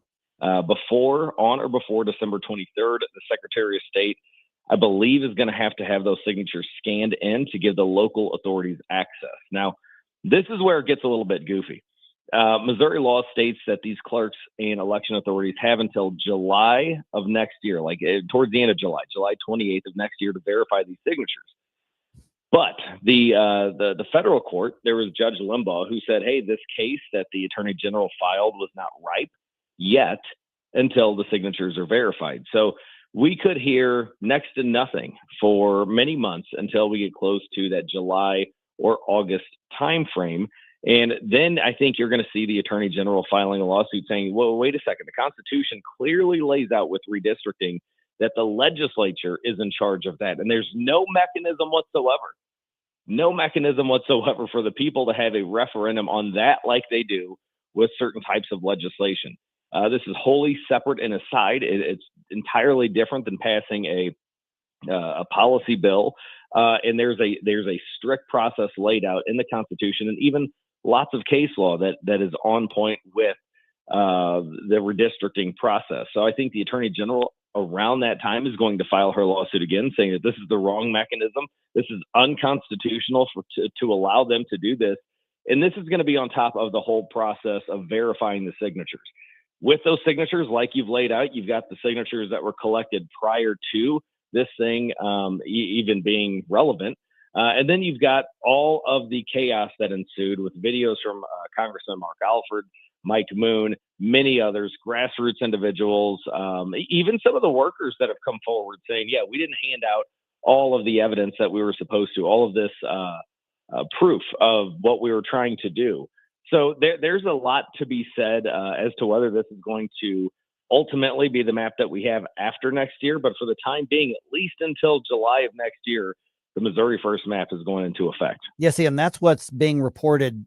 Otherwise, is they're saying, well, the signature's there, so therefore it's on hold. So if you're wanting to run for office, for Congress, Bob Onder, Ann Wagner, Wesley Bell, Emmanuel Cleveland, whoever it is, what do they file? I mean, for which district do they file once all of that window opens up? Well, you're still going to run. Like Bob Onder's still going to run for his. Right. Ann Wagner's still going to run for hers. Those numbers aren't going to change. And at least for the time being, the Cori Bush, Wesley Bell seat, because of the Voting Rights Act, is going to remain in effect. The Kansas City side is where it gets a little bit different. I know Mark Alford's got some changes to his. Even Bob Onder's got some changes to his. I know Susie Moore was talking about, let's just get geographically, let's have a map that makes sense. And honestly, the Missouri First map is the one that does so, because under the current map, before this goes into effect, the changes that we made, we split Boone County, we split Warren County, we split St. Charles County, the fastest growing county in the state of Missouri. We split all of these good counties in half because the Democrats wanted us to, and we wanted to avoid it. Not me, I didn't care about it. I offered the map that we ended up passing. But essentially, we were trying to avoid a filibuster. Leadership back then was trying to avoid a filibuster. So there are some changes geographically, and the question is, where do you concentrate your politicking? Where do you concentrate your door knockers? Where do you go to the events? And that's going to be something that these congressmen or people wanting to become a congressperson are going to have to balance out. So is there going to be an urgency for the process, the legal process, to move faster? Just seems to me that we can't decide what the maps are going to be in July, that we've got to have something sooner than that. Yeah, I think essentially in the state of Missouri, these districts are at large. So if you're on the Kansas City side and you want to run for Bob Onder's seat here in St. Charles County, you could do that. It's not going to look good when it comes time for election season, but you can do that. So there's not necessarily the urgency to figure this out like there would have been in state house districts or state senate districts where you have to live within your geographical boundaries. There is going to be some urgency once we get into that July, after the signatures are verified. Whenever that happens, I think you're going to see a lot of urgency because the Attorney General will then, pursuant to the decision from Judge Limbaugh saying, look, this is not moot until these signatures are verified. Once that happens, there's going to be some urgency because you've only got roughly a month until the primaries occur. So I think you're going to see some judicial expediency when it comes to deciding that case, if and when it's refiled, and I think it will be. But for the time being, there is a process, even though I believe, just like the Attorney General, just like many others who opined on this issue, I think that the process that is there now does not apply when it comes to redistricting. I think this referendum process is wholly separate from the redistricting process, and that's laid out in the Constitution. So if you're relying upon the redistricting or the referendum process, that's already got a process that is laid out and ending in July. So I don't think you're going to see any expediency when it comes to that process due to the fact that there are a lot of allegations with this company, this out-of-state company that has been sued countless times in other states and actually has been proven to be forging signatures, doing criminal activities in other states. So I think they're going to turn over every single stone and making sure these signatures, every single one of them, is legit. Yeah, and that leads to where I wanted to ask you about obviously a lot of accusations on the petitioners, and many of them are from out of state. There were donations that came from out of state as well. Are there any accusations? I mean, if they're forging signatures, that's clearly one thing. Right. But was all of the accusations, like we talked to Trisha Burns the other day about this, were any of the things that they're being accused of actually in violation of the law? And the follow-up question is, okay, do we need to look at the laws regulating referendums and petitions because you got a First Amendment issue in addition to a state interest issue. Yeah, there are a lot of allegations, whether it's intimidation, harassment, but the key one, I believe, is them not showing when people ask, what am I signing? Let me see the law that's actually going into effect, because the ballot summary is not necessarily what is going to be changed, whether it's a referendum or a ballot initiative. And by law, they're required to show and have on them at all times for every single voter a copy of exactly what's being changed. And I know that has been a key issue for many people across the state, saying, look, I asked for what I'm signing. They couldn't produce it. And then they just disappear. There's some property rights issues as well, because even here in St. Charles County, there were many cases, Darden Prairie, Lake St. Louis, O'Fallon, where law enforcement was called to kick these people off of grocery store parking lots, outlet parking lots, just storefronts.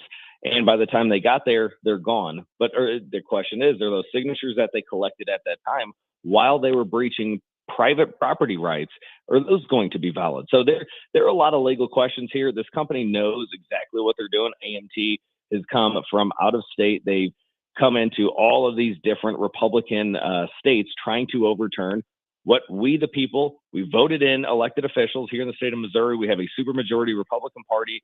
We've been trying to get this map done. The people knew exactly what they were voting for when they chose these elected officials. And now you have these out-of-state billionaires trying to change the people's votes, trying to influence the election without ever stepping foot here. And I think that's just wrong. Okay, Nick, let me give you a chance to respond to something that I've said a few times on the air, because you may disagree with me on this, is that when this is all said and done, once this goes through the process and whether it goes to the ballot in November or not, it's possible $10 million could be spent on one seat out of 435 in the country. To me, that just shows that Washington has way too much power if every one single seat is worth millions and millions and millions of dollars. And two, that just to me strikes of this is more about the partisan supremacy than anything else.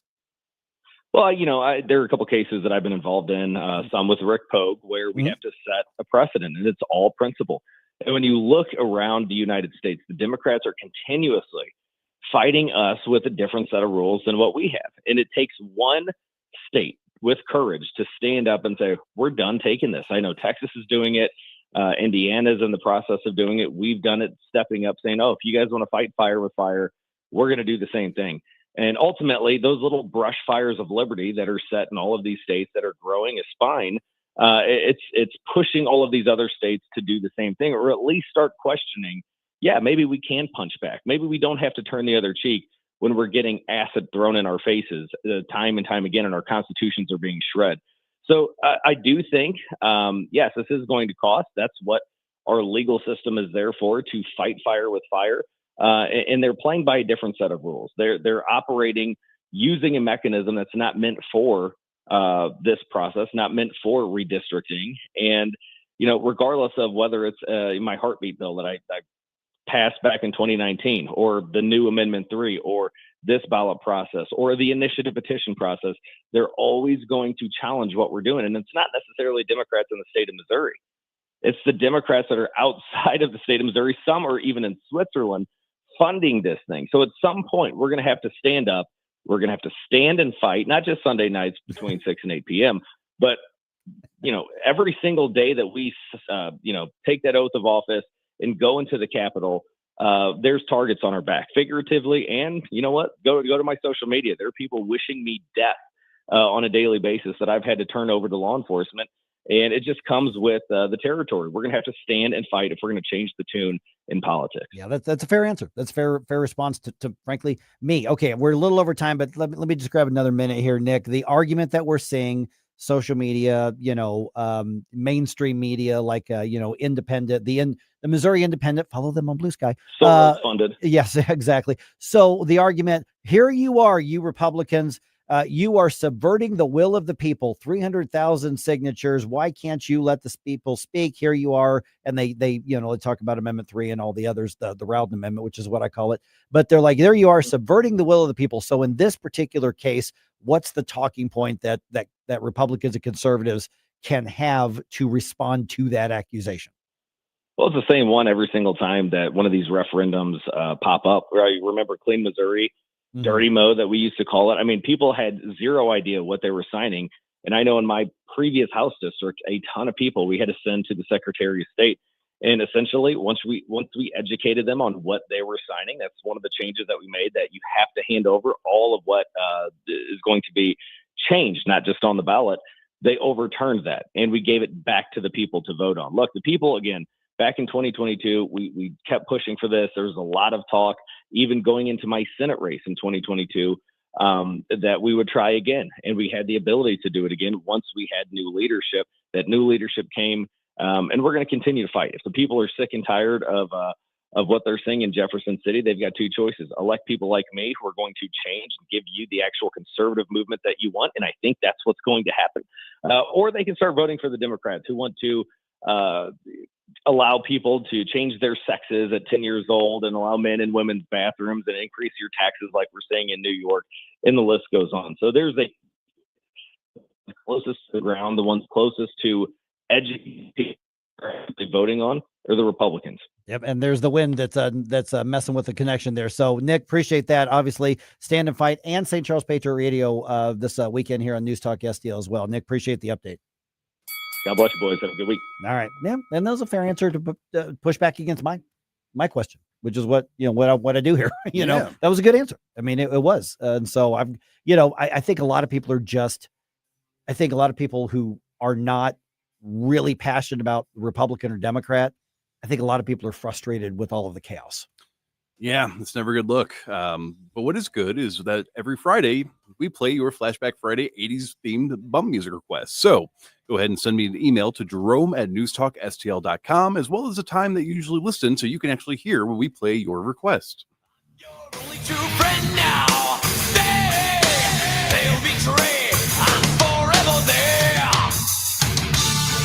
Tim Jones here to let you know that as we deal with old man winter, have no fear. Hanson's Tree Service is here to take care of your homestead, your business, and everything else throughout the winter months. Hanson's is offering 10% off all their tree care services, fully described at hansonstree.com for everyone in News Talk STL Nation. That's 10% off all tree care, pruning, grinding, and land clearing, and more. Hanson's also, of course, has plenty of fantastic organic mulch to protect all your landscape beds during the mean months ahead. No job too big or too small for Hanson's. 24/7 available at hansonstree.com. That's hansonstree.com. Are the days of a personal doctor gone? Not at Body of Health Direct Primary Care. I'm Dr. Randy Tobler to share how our design is putting the care back into healthcare. Plain and simple, our members, not insurance companies, get our exclusive focus. That means same or next day appointments, responsive answers to your concerns, and a no-spin, big tool chest approach. It's about time you get serious time devoted to your medical needs. To learn about healthcare the way it ought to be, schedule a discovery call today at bodyofhealth.com. That's bodyofhealth.com.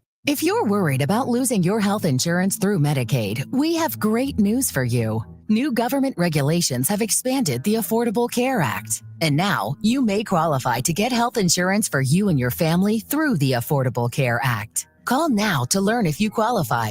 We know the healthcare regulations regarding Medicaid, and we've helped thousands of people find quality, affordable health insurance. Plus, all our research is free to you. So call us. With just one call, we'll shop from hundreds of different insurance companies to find you the right affordable health insurance plan. So if you're worried about losing your Medicaid insurance, call right now. Speak with a licensed agent and find how you may qualify for a new health insurance plan. 800-479-0931. 800-479-0931. 800-479-0931. That's 800-479-0931. Paid for by the Health Insurance Hotline. Colombo and Company.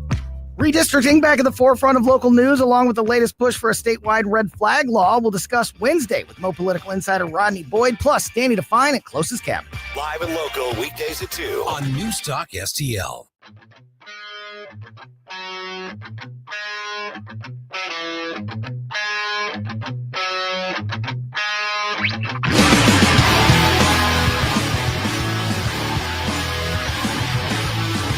Hi, it's Vic Porcelli. And Ken. Hi, Ken. Hey, Vic.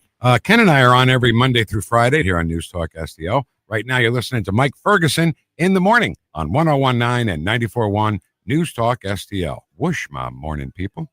One of the observations that I've made recently, we talk about like really crucial stuff that people know is important, is that if you are not a passionate Republican with a capital R, passionate Democrat with a capital D, or you're not passionate like conservative or left or thing like that, you're just a normal person, who may lean right or lean left or even be really conservative or far left, whatever it is. But that's not your main thing. If you're one of those people, and I suspect that's a lot of people, a third or more, maybe the majority of people who say, I just want to live my life. I'm going to try to pay attention because I want good people elected, but I'm not going to live every day thinking about politics. Yeah. I'm not going to live every day thinking about policy. I'm not going to live every day thinking about the wonky stuff. I'm not going to do all that. And I think that may be the majority of people. It's not that they don't pay attention, but they don't live their life for it. And I think that just from conversations I've had, including one I had yesterday, you've got smart people, informed people, normal people who are just irritated with the chaos and being pulled both ways and saying, you've got to prioritize this in their life. And they're saying, I got to think about retirement. I want to go on vacation. My kid's got a thing at school. I want to upgrade the house. I don't want to worry about the bill that's in the subcommittee in whatever. I'll vote for the people I think can do the good job. That's what a Republic is. Mm-hmm. But I think in things like this map redistricting whole thing, I think a lot of people are rightly looking at, well, both parties are doing it. Now, the Republicans are responding to the Democrats. That's 100% true, like Nick was pointing out. But I think the normal human being out there, the normal family man, the normal family woman, the normal up-and-coming professional, they just see this as chaos. And I think they're sick of trying to be pushed one way or the other, or being told you've got to feel passionately about this thing when really what we're talking about is representation of political parties. No, absolutely. Especially in terms of the average person, they want to know what's affecting them and what they need to know to adjust accordingly to live their lives. I would say is probably the majority of the people's views on politics. So when something arises, it doesn't feel like it needs to be done. That is potentially going to affect your life via use of your tax funds, right, or other being told you need to care about something that you really don't have to, care about. I think that leaves a sour taste in a lot of people's mouths. Yeah. And it's not even that they don't care. They just don't want it to be their full or part-time job. Mm-hmm. But the more we expand government in Washington, D.C., in Jefferson City, in Springfield, in Clayton, in the City Hall, the more that the trend of government, it's the old phrase, government expands, liberty contracts. Yes. And at some point, you're forced to defend yourself. You are forced into political and economic self-defense. And that goes back to where we started at 6:30 this morning with Brandon Arnold from the National Taxpayers Union that says Florida is on average picking up a new resident every 2 minutes because people are fleeing big government, high tax states. People are literally leaving their communities, in many cases, their jobs, in order to relocate where government will leave them alone the most. So the phrase of as government expands, liberty contracts is very, very real. And if we focused on limiting government, here's the libertarian in me coming out again, a lot of these issues wouldn't be issues because government would be kicked back into its lane.